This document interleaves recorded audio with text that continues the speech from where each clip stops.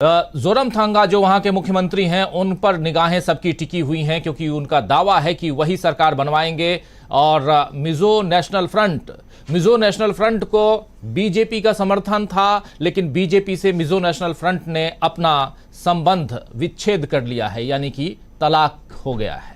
तो तलाक के बाद दोनों पार्टियों के बीच दूरी के बाद क्या कुछ कहा जा सकता है, इस पर भी हम आगे बात करेंगे। सबसे बड़ी बात कि क्या कुछ चल रहा है, कितने % की वोटिंग हुई है, क्या कुछ हुआ है, वहां तक जाएंगे। लेकिन उससे पहले 2018 में दलीय स्थिति क्या थी, इस पर आते हैं। दोनों जगहों पे, यानी मिजोरम में कितनी दलीय स्थिति थी, किसके पास, किस पार्टी के पास कितनी सीटें थी, पहले वहां आते हैं। फिर छत्तीसगढ़ में क्या कुछ था वो देखते हैं। सबसे पहले अगर स्क्रीन पर ले आ सकते हैं आप तो ले आइए। देखिए, मिजोरम में 2018 में MNF यानी मिजो नेशनल फ्रंट के पास 26 सीटें थी। और आप जानते हैं कि मिजोरम में सरकार बनाने के लिए 21 सीटें चाहिए। बहुमत के आंकड़े से मिजो नेशनल फ्रंट काफी आगे, और कांग्रेस पार्टी के पास मात्र 5 सीटें थी। कभी कांग्रेस के बल्ले बल्ले होते थे, लेकिन कांग्रेस यहां तीसरी पोजीशन पर। और ZPM यानी जोरम पीपुल्स मूवमेंट के पास 8 सीटें थी, और बीजेपी ने खाता खोला था 1 सीट। इस प्रकार मिजोरम में सरकार बन गई थी MNF की, और इसमें कहीं ना कहीं बाजी मारने की कोशिश में कांग्रेस पार्टी अपने एक विधायक के साथ, बीजेपी अपने एक विधायक के साथ ये बताने में भी सफल रही दिल्ली और दूसरी जगहों पर कि देखिए मिजोरम में भी हमारी सरकार है। खैर, लेकिन अब क्या बीजेपी ये कह पाएगी इस 2023 के चुनाव के बाद? क्योंकि 2018 की तस्वीर आप तक हम रख रहे हैं। 2018 की तस्वीर में आप देख रहे हैं कि क्या कुछ चल रहा है। 26 सीटें मिजो नेशनल फ्रंट के पास, कांग्रेस के पास मात्र 5 सीटें, ZPM के पास 8 सीटें और बीजेपी के पास 1 सीट। लेकिन अब आइए आपके पास अब चलते हैं दूसरी चीजों के लिए। यानी सबसे पहले ये समझें कि क्या इधर छत्तीसगढ़ में जो चुनाव आज जो पोलिंग हो रही है, मतदान आज हो रहा है, उस मतदान में क्या कुछ चल रहा है। लेकिन वहां भी पहुंचे उससे पहले एक बार फिर से देख लेते हैं छत्तीसगढ़ का सूरत हाल। 2018 में क्या कुछ था, 2018 की तस्वीर क्या थी, यह आप देखिए कि 2018 में विधानसभा 2018 में छत्तीसगढ़ में जो 3 बार की, यानी 15 साल से बीजेपी और रमन सिंह वहां के मुख्यमंत्री थे, उनकी सरकार थी। 15 साल की सरकार को कांग्रेस पार्टी ने 15 सीटों पर निपटा कर रख दिया था। 15 सीटें मात्र आई थीं 2018 में। बीजेपी को, कांग्रेस को बम्पर सीटें यानी 68 सीट्स कांग्रेस को, 5 जोगी कांग्रेस पार्टी को, जो वहाँ की जो है उसको जोगी जनता कांग्रेस है, वो JJC है उसको, और उसके अलावा BSP को 2 सीटें। ये तस्वीर आपके सामने हम रख रहे हैं। क्या इस बार, लेकिन वर्तमान स्थिति अगर देखें तो कांग्रेस के पास 2018 में जो 68 सीटें थी वो बढ़कर के 71 हो गई हैं, और बीजेपी की जो 15 सीटें थी वो घटकर 13 सीटों पर चली गई। लेकिन क्या अभी भी ऐसा ही होगा? बड़ा सवाल है दोस्तों, यह ऐसा होगा कि नहीं होगा। लेकिन आज 20 सीटों पर मतदान, और 20 सीटों के मतदान पर क्या कुछ होने जा रहा है, इसकी हम तस्वीर आप तक पेश कर रहे हैं। इस वक्त आपके सामने स्क्रीन पर बहुत सारी चीज़ें आ रही हैं, लेकिन एक जो हमारे साथी हैं अमलेंदु उपाध्याय जी, उनको भी ज़रा स्क्रीन पर ले आते हैं और उनसे कुछ दूसरी बातों का पे हम चर्चा करेंगे। और सबसे बड़ी बात कि क्या कितने % पोलिंग हुई है दोनों जगहों पर, ये अमलेंदु उपाध्याय जी से जानना ज़रूरी है। अमलेंदु जी, आपका इस कार्यक्रम में स्वागत करता हूं, और सीधा आपसे समझना चाहता हूं अमलेंदु जी कि कितनी पोलिंग हुई है, खासकर मिजोरम में कितनी पोलिंग हुई है, कितने % लोगों का टर्न आउट है यहाँ छत्तीसगढ़ की 20 सीटों पर? छत्तीसगढ़ में लगता है कि पोलिंग कुछ धीमी चल रही है, पर छत्तीसगढ़ से जो सूचनाएं आ रही हैं उसके अनुसार जो है वो 10% वो हो चुका है छत्तीसगढ़ में। और मिजोरम में जो है वो वोटिंग तेज हो रही है, वहाँ 17% के पार जो है लगभग पहुँच चुका है अभी तक की जो सूचनाएं आ रही हैं उसके मुताबिक। तो अब ये छत्तीसगढ़ में कम क्यों हो रहा है, ये देखने वाली चीज़ होगी। हालांकि जो कम वोटिंग हुई है वो नक्सल प्रभावित एरिया है, तो वहाँ नक्सल प्रभावित इलाकों की वजह से कुछ मामला है या मौसम का कुछ मामला है, ये देखना अभी पड़ेगा। लेकिन अभी तक जो सूचनाएं आई हैं तो मतलब छत्तीसगढ़ से लगभग जो है वो 100 के आसपास वोटिंग सूचनाएं आ रही हैं।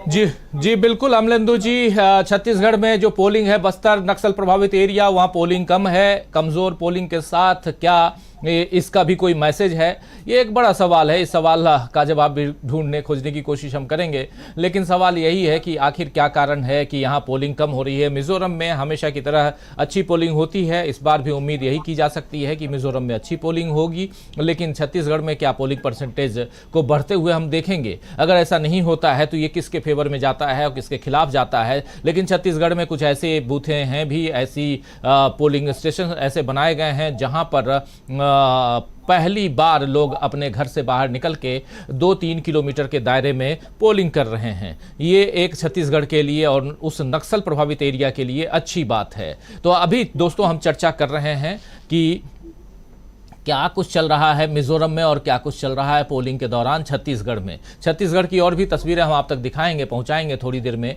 लेकिन इसके अलावा कुछ ब्रेकिंग खबरें भी आप तक हम पहुंचाएंगे। और छत्तीसगढ़, मध्य प्रदेश, राजस्थान, तेलंगाना और मिजोरम, इन 5 राज्यों में आप जानते हैं कि 5 राज्यों में चुनाव हैं और विधानसभा के चुनाव। इस विधानसभा के चुनाव में कौन बाजी मारता है, इसकी तस्वीर आपको हम कल शाम को दिखा रहे थे, जब ओपिनियन पोल यानी हमारा सर्वे आप तक पहुंचा था। और उस ओपिनियन पोल के हिसाब से आप जानते हैं कि 5 में से 4 राज्यों में कांग्रेस की सरकार बन रही है, जबकि मिजोरम में कांग्रेस काफी नजदीक है, लेकिन हंग असेंबली की ओर मिजोरम दिखाई दे रहा था। लेकिन आज जब मिजोरम में यहां पोलिंग यानी कि मतदान करवाया जा रहा है, तो क्या मिजोरम की जनता कांग्रेस के पक्ष में वोट डालेगी? क्या मिजोरम की जनता के ऊपर मोदी जी का बहुत ज्यादा प्रभाव पड़ा हुआ है, या मिजोरम की जनता के ऊपर जोरमथंगा का प्रभाव पड़ा हुआ है जो अभी मुख्यमंत्री हैं?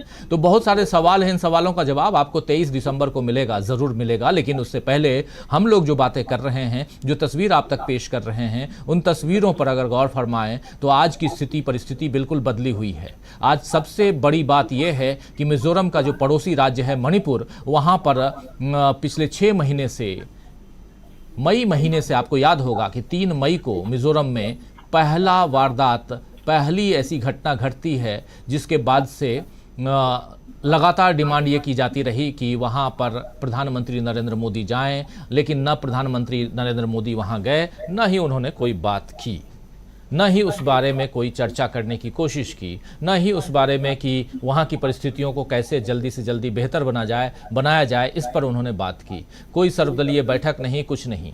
तो इस पर उसके बाद क्या कुछ हुआ था सब आप जानते हैं, एक एक कर दोहराने की ज़रूरत नहीं है। लेकिन एक बड़ी बात यहाँ ये थी कि मणिपुर में राहुल गांधी पहुँचे थे और राहुल गांधी के बाद परिस्थितियां बदलती हुई दिखाई दी। एक बार फिर से आना चाहता हूं, अमलेंदु उपाध्याय जी हमारे साथ माफ करें, साथी जुड़े हुए हैं, उनके पास। अमलेंदु जी, जरा फिर से बताइए, जो परिस्थिति आप देख रहे हैं, आज जो चुनाव हो रहा है मिजोरम से लेकर के इधर छत्तीसगढ़ तक, उसमें छत्तीसगढ़ की क्या हालत है, क्या स्थिति है, वहाँ से क्या कुछ खबरें आप तक आ रही हैं, जरा वो बताइए। परसेंटेज, वोटिंग परसेंटेज कम क्यों है, जरा इस पर भी आपकी प्रतिक्रिया चाहता हूँ। बहुत कुछ अभी आगे चर्चा करेंगे। बहुत सारे साथी जो हमारे साथ जुड़ चुके हैं उन सबका मैं इस्तेकबाल करता हूँ, स्वागत करता हूँ। और एक बार आपका भी अमलेंदु उपाध्याय जी स्वागत है। वोटिंग परसेंटेज यानी टर्न आउट से लेकर, और ऐसा टर्न आउट क्यों है, इस पर आपकी प्रतिक्रिया।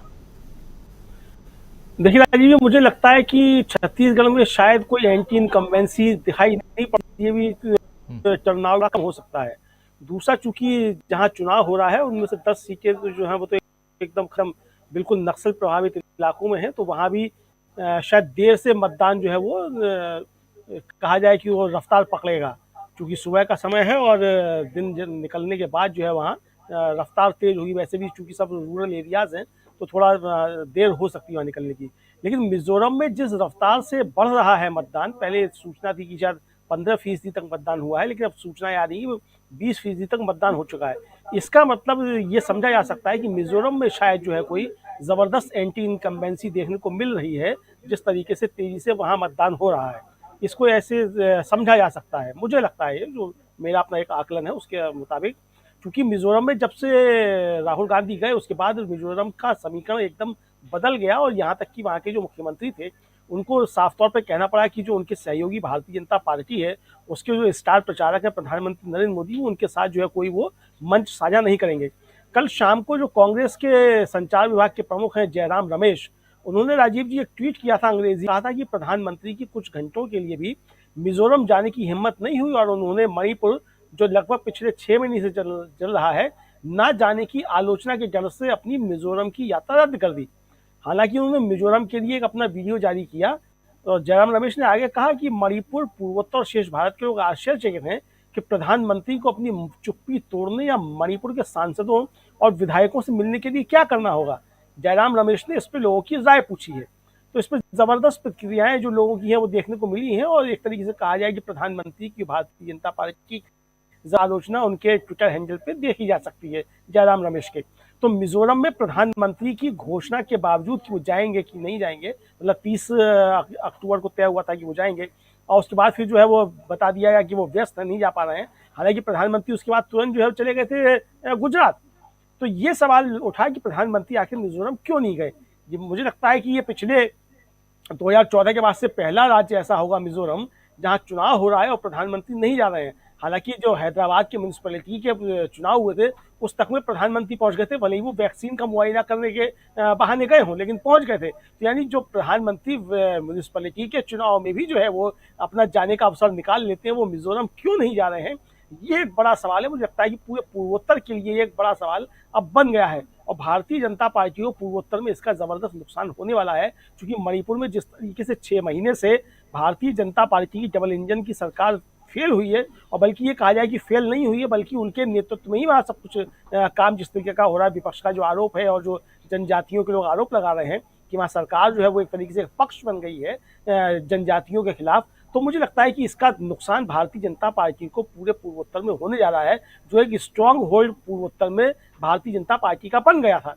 तो अब इसकी भरपाई किस तरीके से भारतीय जनता पार्टी करेगी देश के बाकी हिस्सों में, ये देखने वाली चीज होगी। लेकिन मुझे लगता है कि ये मिजोरम और मणिपुर से जो आवाज चल रही है, जो यहाँ से जो हवा उठ रही है, ये काफी हद तक जो भारतीय जनता पार्टी को कई राज्यों में इसका नुकसान जो है वो भुगतना पड़ेगा। राजीव जी जी बिल्कुल बिल्कुल बिल्कुल। अमलेंदु जी बने रहिए हमारे साथ, बहुत कुछ आप बता रहे हैं। और मिजोरम में वोटिंग परसेंटेज ज़्यादा है, इस वोटिंग परसेंटेज ज़्यादा का क्या मकसद है, मतलब है, ये हम यहाँ जान रहे हैं अमलेंदु उपाध्याय जी के जरिए। और उसी ढंग से दूसरे राज्य, खासकर छत्तीसगढ़ में क्या कुछ चल रहा है, वहाँ पोलिंग परसेंटेज कम है, वोटर्स टर्नआउट कम है। और जानते हैं कि चूंकि नक्सल प्रभावित क्षेत्र है, सुबह सुबह का समय और वहाँ शाम भी जल्दी हो जाती है, तो क्या दिन भर में कितने लोग बाहर निकल के आते हैं, ये सारी बातें हम आप तक पहुंचाएंगे। दोस्तों, इस वक्त आपका हम स्वागत कर रहे हैं जनमत के इस मंच पे, और यहां से हम आप तक पहुंचा रहे हैं कि आखिर कहां कितनी पोलिंग हो रही है, किस प्रदेश में, खासकर छत्तीसगढ़ और मिजोरम में जो आज मतदान की शुरुआत हुई है। सबसे बड़ी बात कि इस साल का ये आखिरी चुनाव है, इस साल यानी 2023 का आखिरी चुनाव। कई सारे चुनाव आप देख चुके हैं और लेकिन पिछला चुनाव कर्नाटक का था, जिसको बेसलाइन बनाकर कांग्रेस पार्टी चुनाव लड़ रही है और कई सारी गारंटियां लोगों के बीच रख रही है। छत्तीसगढ़ में कांग्रेस की गारंटियों में से एक सबसे बड़ी गारंटी, एक नहीं बल्कि 2 गारंटी है कि कांग्रेस पार्टी ने वहां कहा है छत्तीसगढ़ में कि हम आपको 3200 रुपये देंगे 1 क्विंटल धान की खरीदी के लिए, और साथ साथ हम आपके अगर आप किसान हैं और आपने कोई कर्ज लिया है तो कर्ज माफी करेंगे जो 2018 में। ये दोनों बहुत बड़ी बात, इन दोनों बातों का कितना असर पड़ने वाला है मतदाताओं के ऊपर, ये आने वाला वक्त बताएगा। लेकिन छत्तीसगढ़ में कांग्रेस पार्टी काफी मजबूती के साथ अपनी गारंटियों के साथ आगे बढ़ रही है। मध्य प्रदेश भी है, राजस्थान भी है। मध्य प्रदेश में 17 तारीख को पोलिंग है, राजस्थान में 25 तारीख को पोलिंग है और तेलंगाना में 30 को पोलिंग है, जबकि मिजोरम में आज मतदान के लिए लोग लंबी लंबी कतारों में लगे हुए हैं। कुछ तस्वीरें हम आप तक रखेंगे भी, आपको दिखाएंगे भी, और जैसे ही कुछ विजुअल्स आ रहे हैं। लेकिन एक ब्रेकिंग के रूप में मैं चाहूँगा कि जितने टर्नआउट्स हैं जरा ब्रेकिंग में लेकर के उसे ले आइए। और छत्तीसगढ़ के सुकमा के कारीगुंडम और पिडमेल गांव में 23 साल बाद मतदान हो रहा है। आप समझिए, छत्तीसगढ़ का सुकमा, बिल्कुल दक्षिणी छत्तीसगढ़। आप जानते हैं कि छत्तीसगढ़ को 3 पार्ट में बांटा जाता है। ऊपर का पार्ट नॉर्दर्न पार्ट कहलाता है और नीचे का पार्ट जो बस्तर का एरिया है वो दक्षिणी छत्तीसगढ़ कहलाता है। दक्षिणी छत्तीसगढ़ के और दक्षिण में अगर आप जाएंगे तो सुकमा है, और सुकमा में एक ऐसा मतदान केंद्र है जिसको कहा जाता है पिडमेल गांव, इस पिडमेल गांव में 23 साल बाद मतदान करवाया जा रहा है और सुरक्षा के कड़े इंतजामों के बीच इस मतदान की प्रक्रिया को वहां सुचारू रूप से चलाने की कोशिश हो रही है। और दूसरी तरफ आपको बताऊं कि रिकॉर्ड तोड़ मतदान, रिकॉर्ड के साथ रिकॉर्ड को तोड़ देने वाला मतदान जो है वो मिजोरम में है, जहां आंकड़ा 27% के पार जा पहुंचा है। 27% के पार पहुंचा है मतदान का प्रतिशत जो है वो मिजोरम में, जबकि छत्तीसगढ़ में करीब 23% वोटिंग हुई है। तो छत्तीसगढ़ भी पीछे नहीं है, छत्तीसगढ़ में भी शानदार आगाज हो चुका है छत्तीसगढ़ और मिजोरम में। और क्या कुछ हो रहा है, जैसे जैसे विजुअल्स या जैसे जैसे ब्रेकिंग्स आप तक हम पहुंचाएंगे। और इस स्पेशल बुलेटिन में आज जनमत में नए स्टूडियो से आप सभी का स्वागत करता हूं, इस्तकबाल करता हूं। दोस्तों जो बाद में जुड़े हैं उनके लिए खास तौर पर चाय की चुस्कियों के साथ जान रहा हूं कि कुछ लोग ऑफिस पहुंच चुके होंगे, कुछ लोग काम के भागम भाग में होंगे, कुछ लोग घर में महिलाएं हैं, हाउसवाइफ्स हैं, वो घर के काम में व्यस्त होंगी। लेकिन उसके साथ साथ टेलीविज़न चैनल हो, चाहे आप टेलीविज़न पे हमें देख रहे हों या आप मोबाइल पे देख रहे हों, आप ऑन कीजिए, डीबी लाइव को सिलेक्ट कीजिए और उसके बाद आप हमें देखना शुरू कर दीजिए। एक बार फिर से दलीय स्थिति क्या है, 2018 में क्या दलीय स्थिति थी मिजोरम में और छत्तीसगढ़ में, वो आप तक पहुंचाना चाहते हैं। जरा जल्दी से ले आइए, मिजोरम और छत्तीसगढ़ में क्या दलीय स्थिति थी। मिजोरम में दलीय स्थिति कैसी थी आप देख लीजिए। एमएनएफ को 26 सीटें आई थी, एमएनएफ यानी मिजो नेशनल फ्रंट को 26 सीटें आई थी और कांग्रेस को मात्र 5 सीटें आई थी। जबकि आप देख रहे हैं कि जेडपीएम यानी जोराम पीपल्स मूवमेंट को वहां पर 8 सीटें मिली थी और बीजेपी के खाते में 1, यानी बीजेपी ने मिजोरम में अपना खाता खोला था। लेकिन इस बार क्या बीजेपी अपना खाता खोल पाएगी, एक बड़ा सवाल है। जल्दी से आ जाते हैं हम छत्तीसगढ़ की तरफ। छत्तीसगढ़ की तरफ अगर बढ़े, जल्दी से ले आइए छत्तीसगढ़ को। हाँ, देखिए बीजेपी को मात्र 15 साल की सत्ता के बाद मात्र 15 सीटें मिली थी बीजेपी को और 68 सीटों पर कांग्रेस यहां मौजूद थी। और उसके बाद बम्पर जीत के साथ साथ कांग्रेस ने अपनी जीत में इजाफा किया और यहां पर 3 सीटें और कांग्रेस ने बढ़ा ली। आज की तारीख में कांग्रेस के पास 71 सीटें हैं छत्तीसगढ़ में, जबकि जोगी कांग्रेस जनता कांग्रेस, जेजेसी जोगी जनता कांग्रेस या छत्तीसगढ़ जनता कांग्रेस भी इसको कहते हैं, अजीत जोगी का मुख्य रूप से आप अगर देखा जाए तो छत्तीसगढ़ जनता कांग्रेस ही इसका नाम है। तो इसके पास 5 सीटें और उसके अलावा बीएसपी के पास 2 सीटें। ये तस्वीर सूरत हाल 2018 में छत्तीसगढ़ की आप तक हम पहुंचा रहे हैं। तो ये अलग अलग तस्वीरें, लेकिन कुछ तस्वीर जरूर और भी आप तक हम पहुंचाएंगे। आज चुनाव का आगाज हो रहा है और उस आगाज में आप देखिए कि छत्तीसगढ़ में भी बम्पर वोटिंग और बम्पर वोटिंग, रिकॉर्ड तोड़ वोटिंग जो है वो मिजोरम में। मिजोरम की तस्वीर क्या कुछ कहती है ये अभी हमारे साथी बता रहे थे, अमलेंदु उपाध्याय जी। थोड़ी देर बाद एक साथी मिजोरम उधर से छत्तीसगढ़ से भी जुड़ेंगे, वो उन तक भी हम ले चलेंगे। एक बार फिर से आना चाहता हूं लेकिन अमलेंदु उपाध्याय जी के पास में कि छत्तीसगढ़ की तस्वीर के बारे में वो क्या कुछ कहेंगे। 23% की पोलिंग, वो भी बस्तर एरिया में, का खराब पोलिंग नहीं है, बहुत अच्छी पोलिंग कह सकते हैं। मतदाता निकल के आ रहे हैं बाहर, इसलिए भी। अमलेंदु उपाध्याय जी।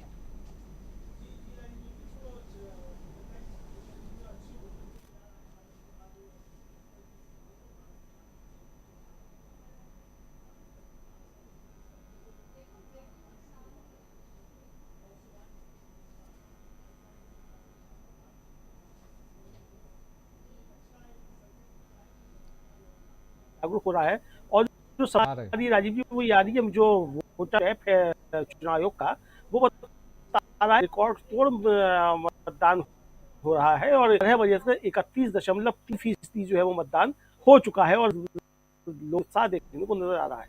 तो इससे लगता है कि मतलब वोटिंग को लेकर के लोगों में काफी उत्साह आ रहा है। तो ये आप समझ सकते हैं कि अच्छा चुनाव हो रहा है। उधर जो भूपेश बघेल है राजीव जी, उन्होंने चैनल के साथ जो उनसे बातचीत हो रही, उनसे पूछा गया कि भाई उनके खिलाफ उनके भतीजे चुनाव लड़ रहे हैं कि चाचा भतीजे में कौन, तो बड़ा मजेदार जवाब दिया उनका, रिश्ते में हम बाप लगते हैं।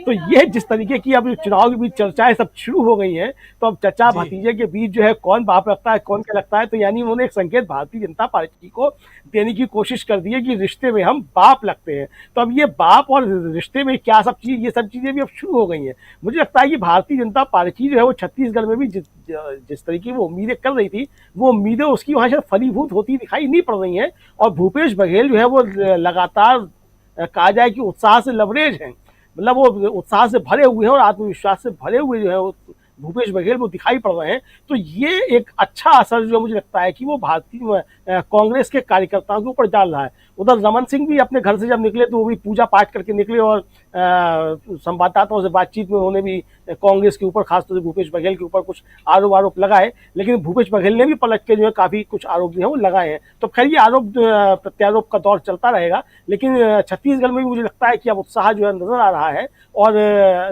चुनाव जो है वहां भी काफी कुछ रोचक नजर आएगा। राजीव जी जी बिल्कुल, चुनाव काफी रोचक नजर आएगा। रिश्ते में हम तुम्हारे बाप लगते हैं, ये कहा किसने है? कहा है आज ये बात कही छत्तीसगढ़ के मुख्यमंत्री भूपेश बघेल ने। आखिर ऐसी बात क्यों कही है? इसलिए कही है क्योंकि उनके सामने जो कैंडिडेट है वो उनका भतीजा है, यानी छत्तीसगढ़ के मुख्यमंत्री भूपेश बघेल के भतीजे विजय बघेल उनके सामने चुनाव लड़ रहे हैं। हालांकि आज वहां पोलिंग नहीं है, 17 तारीख को पोलिंग है। और जब पूछा जाता है, सवालों का जवाब देने में कहीं ना कहीं भूपेश बघेल काफी आगे नजर आते हैं।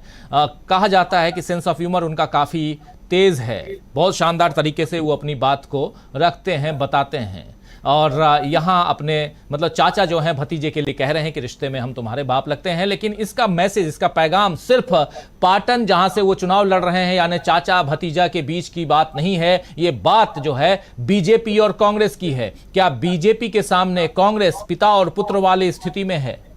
ये बड़ा सवाल है, क्योंकि मुख्यमंत्री भूपेश बघेल इतने कॉन्फिडेंट हैं, आश्वस्त हैं कि ये सरकार, अगली सरकार उन्हीं की बनेगी। आने वाला वक्त बताएगा। 3 दिसंबर को हम आप तक पहुंचाएंगे ही। और हमारे कल ओपिनियन पोल को आपने देखा ही था, जिस ओपिनियन पोल में आपने देखा कि छत्तीसगढ़ में कांग्रेस की सरकार बन रही है। कुछ विजुअल्स अगर दिखा पाएं तो वो जरूर लेके आइए। ब्रेकिंग आप तक हम पहुंचा रहे हैं। देखिए, इस ब्रेकिंग में 11 बजे तक छत्तीसगढ़ में 22.97% वोटिंग हो चुकी है और यानी कि 23% धीरे धीरे राज्य में बढ़ रहा है मतदान का प्रतिशत। ये छत्तीसगढ़ में राज्य की नक्सल प्रभावित 10 सीटों पर शाम 3 बजे तक ही मतदान होगा। नक्सल प्रभावित 10 सीटों पर, बाकी 10 सीटों पर शाम 5 बजे तक वोटिंग होगी। ये तस्वीर आप तक हम पहुंचा रहे हैं। 11 बजे तक छत्तीसगढ़ में 22.97% वोटिंग दर्ज की गई है, यानी लगभग 23%। धीरे धीरे राज्य में बढ़ रहा है मतदान का प्रतिशत। 10 सीटों पर 3 बजे तक की ही मतदान होगा और उसके अलावा बाकी 10 सीटों पर शाम 5 बजे तक वोटिंग होगी। ये आप तक हम पहुंचा रहे हैं छत्तीसगढ़ का सूरत हाल। लगभग 23% वोटिंग हो चुकी है 11 बजे तक छत्तीसगढ़ में, लगभग 23%। ये कम नहीं होता तब जबकि नक्सल प्रभावित एरिया है और 3 बजे तक ही पोलिंग होनी है। नक्सल प्रभावित 10 सीटों पे, 10 सीटों पर शाम को 5 बजे तक और 10 सीटों पर दोपहर बाद 3 बजे तक, अपराह्न जिन्हें कहते हैं, 3 बजे तक। तो धीरे धीरे छत्तीसगढ़ में मतदान का प्रतिशत बढ़ रहा है और मिजोरम में आप जानते हैं कि रिकॉर्ड तोड़ वोटिंग हो रही है 40 सीटों पर। कुल 40 सीटें मिजोरम में और इधर छत्तीसगढ़ हम आप तक पहुंचा ही रहे हैं कि 10 सीट पे 3 बजे तक और 10 सीटों पर। और इधर देखिए मिजोरम की बात। मिजोरम में 11 बजे तक 31.03%, 31% से ज्यादा मिजोरम में पोलिंग हो चुकी। 31% मिजोरम में 11 बजे तक। और दोनों जगह मतदान का प्रतिशत बढ़ रहा है। लोगों में एक अलग तरह का उत्साह, और उस उत्साह को देखते हुए वहां लोग जो हैं वो उत्साहित हैं, पोलिंग बूथ पे पहुंच रहे हैं। लेकिन कोई होगा जो चुनाव लड़ रहा है वो शायद खुश भी हो और कोई होगा जो शायद दुखी भी हो। ये अलग अलग तस्वीरें आएंगी आप तक। 11 बजे तक छत्तीसगढ़ में लगभग 23% वोटिंग दर्ज की गई है और धीरे धीरे छत्तीसगढ़ में बढ़ रहा है मतदान का प्रतिशत। ये तस्वीर आप तक हम पहुंचा रहे हैं। राज्य की नक्सल प्रभावित 10 सीटों पर शाम 3 बजे तक पोलिंग होगी और छत्तीसगढ़ी लिख रहे हैं और सबसे बढ़िया छत्तीसगढ़िया कहते भी हैं। और कृष्णा सिंह साहब हैं कि मोदी और जनता की लड़ाई है, मोदी की विदाई है। ये सब सारी तस्वीरें हम आप तक पहुंचाएं। एक बार फिर से आना चाहता हूं अमलेंदु उपाध्याय जी के पास में, जरा ले आइए। अमलेंदु जी से समझें कि मिजोरम और छत्तीसगढ़ की जो ये तस्वीर है, उस तस्वीर में यानी कि मिजोरम में 31% अमलेंदु जी और यहाँ 23%, ये आंकड़े क्या कुछ कह रहे हैं अमलेंदु जी? राजीव जी, इसका मतलब ये आंकड़े जो है मुझे लगता है मिजोरम में तो काफी आगे जाएगा ये, चूंकि ये जो चुनाव आयोग की जो ऐप है वो बता रहा है कि 31.82% वहां मिजोरम में हो चुका है मतदान 11 बजे तक। इसका मतलब, और ये भी बताया जा रहा है कि वहाँ उत्साह बहुत ज्यादा है, तो मिजोरम में तो काफी आगे जाएगा। मिजोरम तो लगता है कि कुछ नया गुल खिलाने जा रहा है, ऐसा समझा जा सकता है जिस तरीके से वहाँ चीजें सामने आ रही है। इधर छत्तीसगढ़ में राजीव जी जिस तरीके से मतदान हो रहा है, ये भी काफी गौर करने वाली बात है। और उधर प्रधानमंत्री नरेंद्र मोदी जो है आज छत्तीसगढ़ में है, और वहां से उन्होंने देखिए जो 10 सीटें हैं जो बस्तर की, वो आदिवासी बाहुल्य सीटें हैं। और प्रधानमंत्री कह रहे हैं कि कांग्रेस ने आदिवासियों का अपमान किया और भारतीय जनता पार्टी ने आदिवासियों का सम्मान किया। ये प्रधानमंत्री का अभी का थोड़ी देर पहले का एक वक्तव्य है। आप समझ सकते हैं कि प्रधानमंत्री किस तरीके से दबाव में आ गए, क्योंकि राहुल गांधी जो थे छत्तीसगढ़ में अभी बोल करके आए थे कि भारतीय जनता पार्टी जो है और आरएसएस जो है वो आदिवासियों को वनवासी कहते थे और कहते हैं, और हम जो है वो आदिवासी कहते हैं, और वनवासी और आदिवासी का अंतर होता है। और उन्होंने कहा था कि हम उसको मिटा देंगे। जो राहुल गांधी मिटा देंगे तो प्रधानमंत्री तो राहुल गांधी की बात को सच करने के लिए उधर पड़े हैं। अब कह रहे हैं कि आदिवासियों का कांग्रेस ने अपमान किया और हम जो भारतीय जनता पार्टी ने सम्मान किया। तो आप समझ सकते हैं कि किस तरीके से दबाव में भारतीय जनता पार्टी छत्तीसगढ़ में दिखाई दे रही है, जब प्रधानमंत्री जो है राहुल गांधी के आदिवासी शब्द पे आगे चल रहे हैं और बता रहे हैं कि आदिवासियों का भारतीय जनता पार्टी ने सम्मान किया। तो अब ये क्या ये जो वोटिंग हो रही है उसको प्रभावित करने का एक तरीका है या क्या है, ये तो प्रधानमंत्री जाने वो क्या कहना चाहते हैं। लेकिन अगर आज वो जो है किसी अपनी चुनावी रैली में आदिवासियों को लेकर के संबोधित कर रहे हैं, तो जाहिर सी बात है कि वो आदिवासियों का क्षेत्र में चुनाव आज हो रहा है। तो बस्तर की 10 सीटें हैं, तो जहां वो संबोधित उनको करना है, तो अब ये देखा जाएगा। लेकिन कुल मिलाकर के मुझे लगता है कि भारतीय जनता पार्टी जो है वो काफी ज्यादा संकट में दिखाई पड़ रही है फिलहाल। तो अब आगे क्या होता है ये तो जनता के ऊपर है। लेकिन छत्तीसगढ़ में भी चुनाव काफी रोचक मुझे लगता है कि हो चला है, और प्रधानमंत्री की आज ही जो छत्तीसगढ़ में एक रैली होना, ये इस बात को भी दर्शाता है कि वहां प्रधानमंत्री के ऊपर भी अब दबाव जो है काफी ज्यादा बढ़ गया है। या आप इसको इस तरीके से भी कह सकते हैं कि प्रधानमंत्री जो है अब उन्होंने भी छत्तीसगढ़ को भी गंभीरता से लेना शुरू कर दिया। मतलब भारतीय जनता पार्टी भी छत्तीसगढ़ को गंभीरता से ले रही है। आप इसको इस तरीके से भी देख सकते हैं। मतलब सिक्के के दोनों पहलू जो है वो मैंने आपके सामने रख दिए। राजीव जी जी बिल्कुल बिल्कुल, बहुत धन्यवाद। अमलेंदु उपाध्याय जी हमारे साथ जुड़े हुए हैं, बने हुए हैं। थोड़ी देर बाद दीपक पाचपोर जी सीधे छत्तीसगढ़ से जुड़ेंगे। आज छत्तीसगढ़ में प्रधानमंत्री नरेंद्र मोदी भी हैं। आप जानते हैं कि अगर कहीं पोलिंग हो, मतदान हो और उसके आसपास प्रधानमंत्री ना भटकें ना फटकें तो और वो भाषण न दें, तो इससे बुरा कुछ नहीं हो सकता बीजेपी के लिए। यानी कि वो रहेंगे ही रहेंगे। हमारे साथ दीपक पाचपोर जी भी जुड़ चुके हैं। दीपक जी, आपका स्वागत करता हूं इस कार्यक्रम में। और छत्तीसगढ़ में आप हैं और वहां के सूरत हाल पर हम चर्चा कर रहे हैं। हम मिजोरम के सूरत हाल पर भी चर्चा कर रहे हैं। दोनों जगह परिस्थितियां जो हैं वो बेहतर दिखाई दे रही हैं। मतदाता बम पर वोटिंग कर रहे हैं। प्रधानमंत्री नरेंद्र मोदी आज छत्तीसगढ़ के सूरजपुर में है, साउथ पार्ट ऑफ छत्तीसगढ़ में, और सेंट्रल पार्ट ऑफ छत्तीसगढ़ में आज पोलिंग हो रही है 20 सीटों पर। लेकिन प्रधानमंत्री Narendra Modi northern part of Chhattisgarh के सूरजपुर में आज गरजने वाले हैं, और वहां से क्या पैगाम देंगे ये तो हम समझेंगे ही। लेकिन उससे पहले यह बात जरूर समझ में आती है कि जहां पोलिंग होती है वहां प्रधानमंत्री जरूर पहुंचते हैं। लेकिन उससे पहले भूपेश बघेल ने आज क्या कुछ कहा है।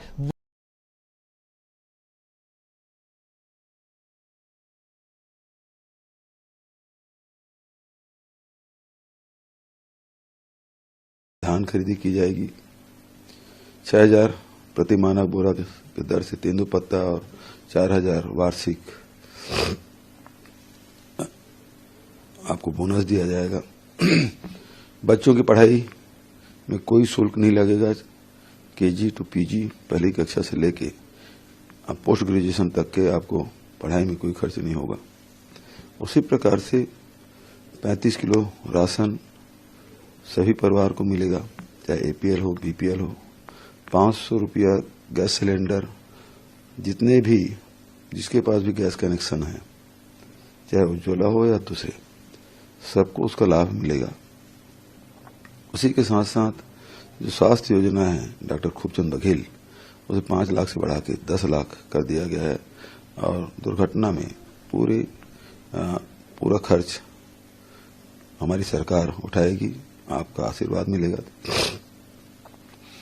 उसी प्रकार से 200 यूनिट तक की बिजली जलाने पर कोई बिल नहीं आएगा, मतलब 200 यूनिट तक की बिजली मुफ्त। तो ये सारी योजनाएं हैं जो आपके लिए है। अंत्येष्टि के लिए अब चाहे कंडा हो चाहे लकड़ी हो, वो राज्य सरकार उठाएगी।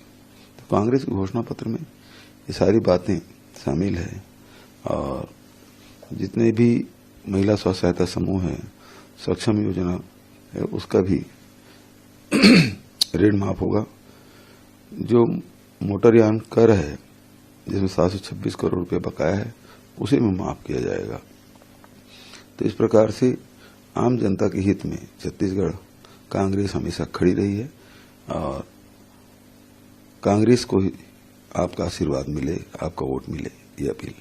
कांग्रेस तो आप सुन रहे थे इस वक्त भूपेश बघेल मुख्यमंत्री छत्तीसगढ़ के, वो अपील कर रहे थे कि वोटर्स को कि जाइए और वोट दीजिए। कांग्रेस को क्यों वोट करें आप, ये बता रहे हैं कि हमने क्या क्या गारंटियां दी हैं और छत्तीसगढ़ को एक बेहतर प्रदेश बनाने में हमारी मदद कीजिए। ये तमाम बातें यहां रख रहे थे भूपेश बघेल और हम यहां चर्चा कर रहे हैं 5 राज्यों में से 2 राज्य में आज से आगाज हो चुका है मतदान का, पोलिंग का, और उस मतदान में क्या कुछ चल रहा है। वहां से जो तस्वीरें आ रही हैं बहुत शानदार तस्वीरें कह सकते हैं, क्योंकि मतदाता निकल के बाहर आ रहे हैं और वो यहां आप देखिए कि रमन सिंह पोलिंग बूथ पर पहुंच करके वोट करते हुए, जो पूर्व मुख्यमंत्री हैं छत्तीसगढ़ के, 15 साल लगातार रहे, लेकिन जब वो हारे तो मात्र 15 सीटों पर बीजेपी सिमट के रह गई। और इस बार जब बीजेपी चुनाव लड़ रही है तो उनके नाम पर बीजेपी चुनाव नहीं लड़ रही है, बल्कि वहां पर भी प्रधानमंत्री नरेंद्र मोदी के नाम पर छत्तीसगढ़ में भी बीजेपी चुनाव लड़ रही है। आइए जरा इन तस्वीरों को देखिए, फुल स्क्रीन अगर तस्वीर दिखा सकते हैं तो ये भी जरूर लेकर आइए। तस्वीरें बहुत कुछ बयां करती हैं लोगों। और सबसे बड़ी बात कि यहां जब रमन सिंह पूजा पाठ करके उनके एरिया में भी आज पोलिंग है। राजनांदगांव से ये लड़ रहे हैं चुनाव। राजधानी रायपुर से लगभग 80 किलोमीटर की दूरी पर राजनांदगांव है और वहां से चुनाव लड़ रहे हैं रमन सिंह। और रमन सिंह पूजा पाठ करके निकले, पोलिंग बूथ पहुंचे और वहां उन्होंने अपने मत का प्रयोग किया और जरूर उन्होंने भगवान से यही मांगा होगा कि इस बार कम से कम जिता दो, क्योंकि 15 साल से जो जिस कुर्सी पर बैठने की आदत हो गई थी वो आदत अभी तक छूटी नहीं है। क्या यहां रमन सिंह यानी बीजेपी की सरकार बन पाएगी? रमन सिंह फिर से मुख्यमंत्री बनेंगे? ये बहुत बड़ा सवाल है, बहुत बड़ा सवाल है, क्योंकि रमन सिंह के नाम पर जो रमन सिंह 4.5 साल तक हाशिए पर थे, क्या वो फिर से मेन स्ट्रीम में आएंगे? ये दूसरी तस्वीर आप देख रहे हैं जो आप इस पे प्लाज्मा पे, ये हैं सुकमा से भी नीचे अगर जाएंगे छत्तीसगढ़ में कोंटा जगह है, वहां से विधायक पद के लिए चुनाव लड़ रहे हैं कवासी लखमा और ये मंत्री हैं, ये बेवरेज मिनिस्टर हैं वहां पे छत्तीसगढ़ में और अभी तक लगातार चुनाव जीतते आए हैं। और ये बहुत ही नक्सल प्रभावित क्षेत्र से आते हैं जहां पर ये मुश्किल से चुनाव लड़ते हैं। और एक बात और बता दूं कि जब छत्तीसगढ़ में नक्सलियों ने कांग्रेस पार्टी के वरिष्ठ नेताओं के ऊपर हमला किया था तो उस हमला में ये साहब बच गए थे, बाकी 32-34 लोगों की वहाँ पर हत्या हो गई थी। और लेकिन ये कवासी लखमा कह क्या रहे हैं, ज़रा अपने अंदाज में बोलते हैं, ज़रा सुन लेते हैं क्या कुछ कह रहे हैं कवासी लखमा, जो मिनिस्टर हैं इस वक्त छत्तीसगढ़ में कांग्रेस पार्टी के साथ दोबारा ये चुनावी मैदान में है। क्या कह रहे हैं सुनिए। हमारा मुद्दे छत्तीसगढ़ में विकास, विश्वास, सुरक्षा, शांति पहला मुद्दा है। आज बस्तर बदल रहा है। बस्तर में यहाँ खड़े हो नहीं पाते थे, आज बस्तर में हम लोग काला झंडा फहराते थे, रोडे काटते थे, झाड़े पेड़ों काटते थे। आज शांति है, शांति। उनके स्कूल जो 3000 बंद किए थे, स्कूल खोल दिए, आश्रम खोल दिए, आंगनबाड़ी खोल दिए, स्कूल बंद किए थे, लोगों को 700 गांव खाली किए थे, लोगों को 3 लाख लोग पलायन किए। तो इसका मुद्दा बस्तर में अभी है। जैसे स्वयं मुखा जो भारतीय जनता पार्टी का प्रत्याशी है, उस सलवा जुड़ुम में घर जला दिया गया, किसी को बेटी कोए, किसी को माँ को कोए, किसी भतीजा को कोए, ऐसा लोगों को, पापी लोगों को वोट नहीं देंगे। मनीष को जब एक लड़ रहा है, वो कम्युनिस्ट पार्टी बाल अच्छा सा वो खत्म हो गया कम वोट पाने से, इसलिए जनता उसी को जानते थे, यहाँ के आदिवासी लोग उसी को जानते थे, उसको सीन खत्म होने से पहले हार चुका है। हमारा मुद्दे छत्तीसगढ़ में विकास, विश्वास, सुरक्षा, शांति पहला मुद्दा है। आज बस तो आप देख रहे थे, सुन रहे थे अभी कवासी लखमा हमारा मुद्दा है, छत्तीसगढ़ में विकास, विश्वास, सुरक्षा, ये तमाम बातें यहाँ कह रहे थे कवासी लखमा। और लेकिन उसके अलावा भूपेश बघेल ने जो कहा है कि रिश्ते में हम तुम्हारे बाप लगते हैं, ये भी जल्दी आपको सुनाऊंगा, बहुत मजेदार। लेकिन भूपेश बघेल जो हैं वो उनका गला कैसे बैठा हुआ है आप देख ही चुके हैं। अभी सीधे आना चाहता हूं, हमारे साथ दो साथी जुड़े हुए हैं, हमारे साथ जुड़े हुए हैं डॉक्टर दीपक पाचपोर जी और अमलेंदु उपाध्याय जी। दीपक पाचपोर जी, आपका स्वागत करता हूं इस कार्यक्रम में, और स्वागत इस्तकबाल उन तमाम दोस्त साथी शुभचिंतक और आप सबका जो अब तक जुड़े हुए हैं या जुड़ चुके हैं या जुड़ने वाले हैं। आप सबका इंतजार भी है जो जुड़ने वाले हैं इस कार्यक्रम में। जनमत में हम आप सबका स्वागत करते हैं। और अमलेंदु उपाध्याय जी, दीपक पाचपोर जी हमारे साथ बने हुए। दीपक जी, क्या कुछ आपके पास खबर आ रही है, छत्तीसगढ़ में क्या कुछ चल रहा है? मतदान का प्रतिशत जो 23% 11 बजे तक है, उसको लेकर आप क्या कुछ कहेंगे? और मात्र 3 बजे तक ही पोलिंग होनी है 10 सीटों पर बस्तर की, जो संवेदनशील एरिया में आता है। क्या आपकी पहली प्रतिक्रिया? आपकी आवाज नहीं आ रही है दीपक जी। जी, मेरी आवाज अब आ रही है? अभी आ रही है मेरी आवाज? अब आ रही है जी। मेरा कहना है कि जो इतना संवेदनशील क्षेत्र है ये, जहां पर चुनाव हो रहे हैं, ये केवल वहां पर राजनीतिक दलों के लिए ही नहीं, पूरे एक प्रशासकीय अमले के लिए बहुत बड़ा चैलेंजिंग होता है वहां पर चुनाव कराना। सुकमा, दंतेवाड़ा, ऐसे बहुत सारे क्षेत्र हैं जहां पर आप देखिए कि वहां हेलीकॉप्टर से ये जो पोलिंग बूथ के जो अधिकारी और कर्मचारी रहते हैं उनको ले जाया जाता है। मतलब अगर किसी को वहां की वास्तविकता को जानना है तो एक बहुत अच्छी फिल्म आई थी न्यूटन, उसको लोगों को देखना चाहिए कि कितना कठिन है वहां पर जिस समय लोग जान लड़ा के चुनाव लड़ते हैं, उससे ज्यादा कठिन होता है वहां पर मतदाताओं का पहुंचना। क्योंकि हर बार जो चुनाव होते हैं, हर बार नक्सली सामान्य रूप से उसके बहिष्कार की हमेशा वो एक अपील करते हैं और चेतावनी भी देते हैं लोगों को कि अगर कोई वहां गया तो उसको उसके साथ वैसा ही सलूक किया जाएगा जैसे नक्सली करते हैं। तो सबसे पहले तो वहां की संवेदनशीलता को जानना बहुत जरूरी है। लोगों के लिए संभवतः यह मजाक का विषय हो सकता है।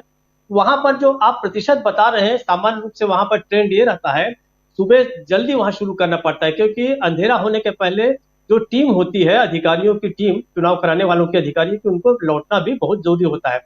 कांकेर में सबसे अच्छा मतदान चल रहा है ऐसा जो मुझे बताया गया है, वहां लगभग 35% मतदान शायद हो चुका है, अपडेट इसके आ रहे हैं। तो 3 बजे तक ये सारा कुछ कर दिया जाता है। वहां का सामान्य जो ट्रेंड ये होता है कि आदिवासी जो परिवार होते हैं वो एक साथ, सामान्य रूप से अकेले कोई नहीं जाता, एक साथ निकलते हैं।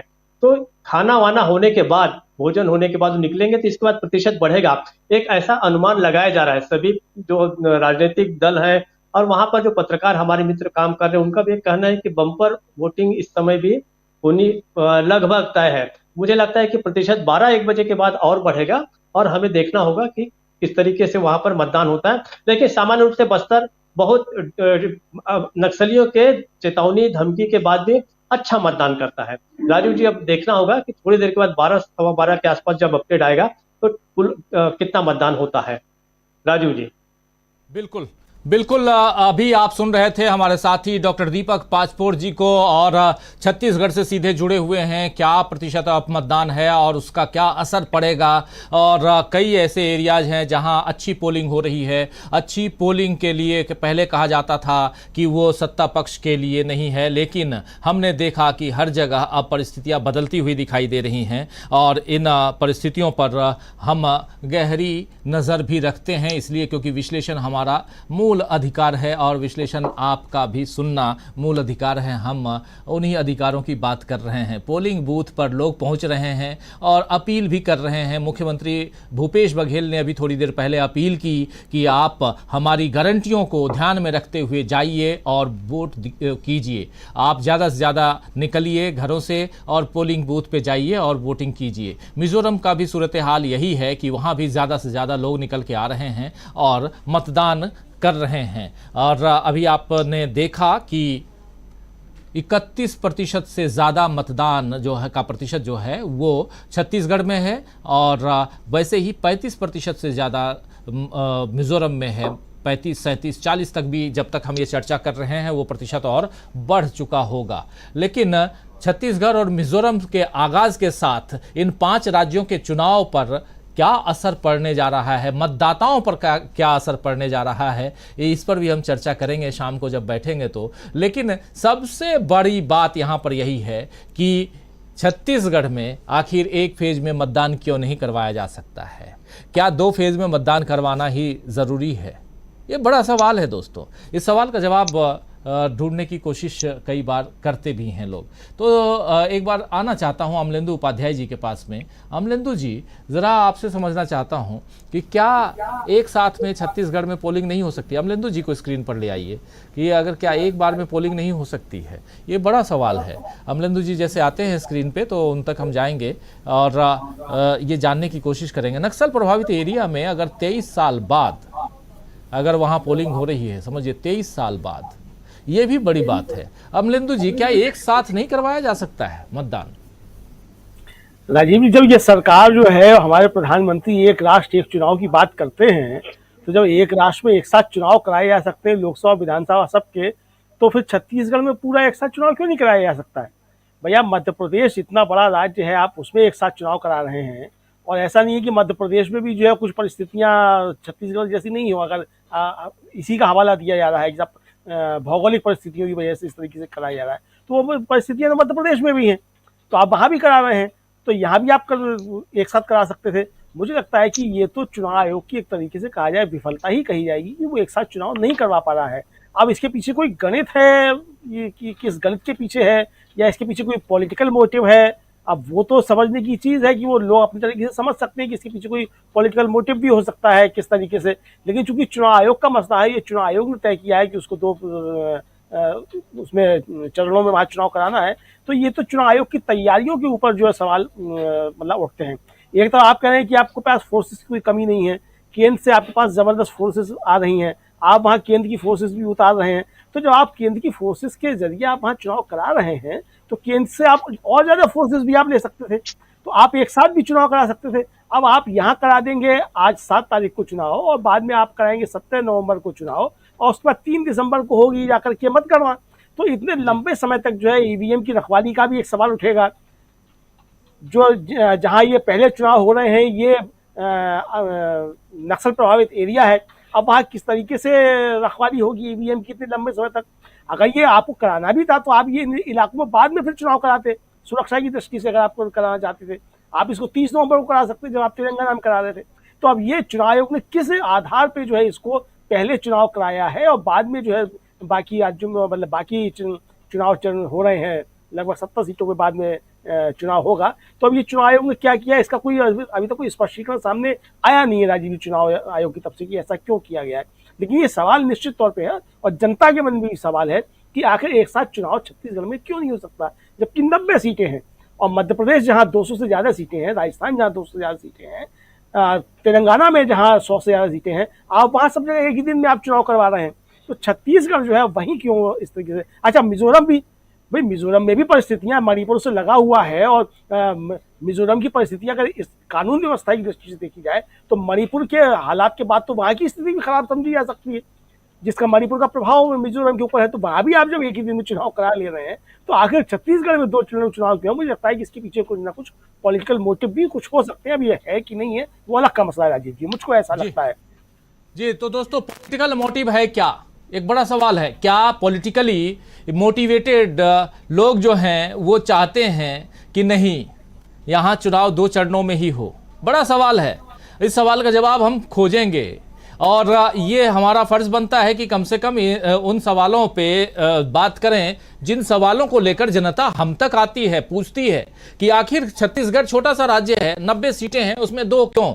आप एक तरफ कहते हैं कि नक्सल प्रभावित क्षेत्र में हमने शांति बहाली कर दी है और दूसरी तरफ गृह मंत्रालय अगर ये कहता है तो दूसरी तरफ आप 2 चरणों में मतदान क्यों करवाते हैं? आप एक तरफ कहते हैं कि 1 नेशन 1 इलेक्शन होना चाहिए देश में, अभी थोड़े दिन पहले आपने सुना और इस पर खूब चर्चा हुई, लेकिन दूसरी तरफ आप एक ही देश के एक ही राज्य में, देश तो छोड़ दीजिए, एक राज्य में एक साथ मतदान नहीं करवा पाते हैं। 5 राज्यों के मतदान के लिए आप देखिए 4 फेजेज आपने कर दिए, 7 तारीख, 17 तारीख, 25 तारीख और 30 तारीख, ये 4 फेज में आप 5 राज्यों में मतदान करवा रहे हैं और उसमें से एक ऐसा राज्य छत्तीसगढ़ है, छोटा सा राज्य जिसमें मात्र 90 सीटें हैं, 90 सीट्स, और वहां आपको 2 चरणों में मतदान करवाना पड़ता है। आखिर क्यों? बड़ा सवाल है दोस्तों। इस सवाल का जवाब आप भी सोचिएगा। और अभी अमलेंदु उपाध्याय जी जवाब दे रहे थे, नक्सल प्रभावित एरिया में अच्छी पोलिंग हो रही है। 3 बजे तक नक्सल प्रभावित एरिया छत्तीसगढ़ में, जहां पर 12 सीटें हैं, इन सीटों पर, इनमें से 10 सीटों पर 3 बजे तक पोलिंग होगी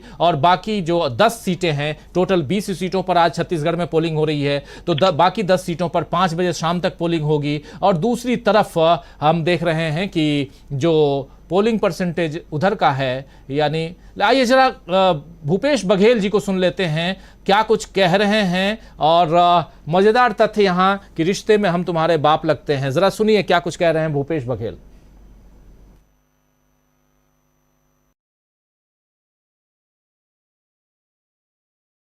कटोर भतीजा में कौन भारी? रिश्ते में हम बाप लगते हैं। कौन भारी? कटोर भतीजा में कौन भारी? रिश्ते में हम बाप लगते कौन भारी? कटोर भतीजा में कौन भारी? रिश्ते में हम बाप लगते। तो सुना आपने, चाचा भतीजा में कौन भारी, रिश्ते में हम बाप लगते हैं, यानी चाचा जो हैं वही भारी। और ये कह रहे हैं यहाँ भूपेश बघेल। ये बहुत बड़ा सवाल है कि हम तुम्हारे बाप लगते हैं। ये बात क्यों आ रही है? जो साथी नहीं जानते हैं इस परिस्थिति को, बाप बेटे की या चाचा भतीजे की, इस परिस्थिति को ज़रा आपके सामने हम रखते हैं, क्योंकि पाटन क्षेत्र से चुनाव लड़ रहे हैं भूपेश बघेल, वहीं से आते भी हैं। छत्तीसगढ़ की राजधानी रायपुर से लगा हुआ एरिया है, मात्र 15 किलोमीटर की दूरी है और वहीं से चुनाव लड़ रहे हैं भूपेश बघेल, हमेशा लड़ते आए हैं। और मज़ेदार तथ्य है कि उनके भतीजे जो आज की तारीख में सांसद हैं विजय बघेल, वो उनको उतारा गया है बीजेपी की तरफ से भूपेश बघेल के सामने। हालांकि यहाँ पर एक ट्रायंगल और आया है और वो ये है कि भूपेश बघेल और मतलब चाचा और भतीजा, भूपेश बघेल चाचा लगते हैं, भतीजा विजय बघेल हैं, और इन दोनों के बीच अजीत जोगी के बेटे अमित जोगी भी खड़े हो गए हैं। तो अब 3 लोग जो हैं, ये क्या ट्रायंगुलर फाइट होगी? पर्सनली अगर मुझसे पूछे तो मैं बिल्कुल नहीं मानता। यहां लड़ाई आमने सामने की ही है, कांग्रेस और बीजेपी के बीच में ही है। और भूपेश बघेल काफी भारी हैं और जैसा कह भी रहे हैं कि रिश्ते में हम बाप लगते हैं, यानी कि बाप जो है वो बेटे से बड़ा ही होता है, हमेशा रहता है। तो ये कहानी यहाँ आप तक हम पहुंचा रहे थे। और आप तमाम साथी जो हमारे साथ जुड़े हुए हैं, एक बार फिर से आप सबका स्वागत करता हूं। देखिए बहुत सारे साथी हैं, विवेक कुमार बने हुए हैं हमारे साथ, लिख रहे हैं भाइयों गुस्सैल मोदी और भाजपाइयों को वोट ना दें। और हमीदुल्लाह खान साहब बने हुए हैं हमारे साथ में, छत्तीसगढ़ जय लिख रहे हैं। सत्यमेव जयते हैं हमारे साथ में, लिख रहे हैं बीजेपी हटाओ देश बचाओ। और परमराज साहू भी हमारे साथ बने हुए हैं, एक तरफा लहर कांग्रेस सरकार की दिख रही है। तो ये सारी बातें यहाँ आप लोग लिख रहे हैं, हम आप तक पहुँचा रहे हैं। और किरण जक्कनवार साहब हैं, छत्तीसगढ़ में कितने हैं चिन्ह दिखा दे, छत्तीसगढ़ के कितने हैं हैंड्स अप कर लें। यानी कि छत्तीसगढ़ से जो लोग इस कार्यक्रम को देख रहे हैं वो ज़रूर इसमें हाथ ऊपर उठा करके बता दें कि हाँ हम छत्तीसगढ़ के रहने वाले हैं, वहीं से इस प्रोग्राम को देख रहे हैं। सत्यमेव जयते कह रहे हैं आज की पूरी 20 सीटें कांग्रेस पार्टी जीत रही है। और रियांशु अनंत कह रहे हैं कवर्धा में किसका माहौल है सीजी में? कवर्धा, जी हाँ, बहुत इंपॉर्टेंट सीट है। कवर्धा में जो माहौल है वो मोहम्मद अकबर वहाँ भारी दिखाई दे रहे हैं, लेकिन इस सवाल का जवाब हमारे साथी डॉक्टर दीपक पासपोर्ट जी और बेहतर ढंग से देंगे कि कवर्धा में किसका जोर है। आप जानते हैं कि वहाँ पर हिंदू मुसलमान यानी कि सांप्रदायिक ध्रुवीकरण करने की कोशिश की गई कवर्धा में, और उसके बाद परिस्थितियां यहाँ पर बदलने की कोशिश लेकिन अभी बदलती हुई दिखाई नहीं दे रही हैं। जरा चलते हैं डॉक्टर दीपक पाचपोर जी के पास। एक बड़ा सवाल है और इस सवाल का जवाब स्क्रीन पर ले आइए डॉक्टर दीपक पाचपोर जी को। दीपक जी, कवर्धा की बात हो रही है। कवर्धा में मोहम्मद अकबर जो पिछली बार छत्तीसगढ़ में सबसे ज्यादा मतों से जीतने वाले विधायक थे, लगभग 60,000 मतों से कवर्धा से जीते थे मोहम्मद अकबर, जो मिनिस्टर भी हैं इस वक्त, और वहां से बीजेपी ध्रुवीकरण करने की कोशिश, वहां एक बार दो संप्रदायों के बीच तनाव भड़काने की कोशिश भी हुई थी साल भर पहले, आपको याद होगा। लेकिन अब परिस्थितियां क्या हैं? क्या छत्तीसगढ़ का मिजाज वैसा है जहां ध्रुवीकरण की गुंजाइश बन सकती है?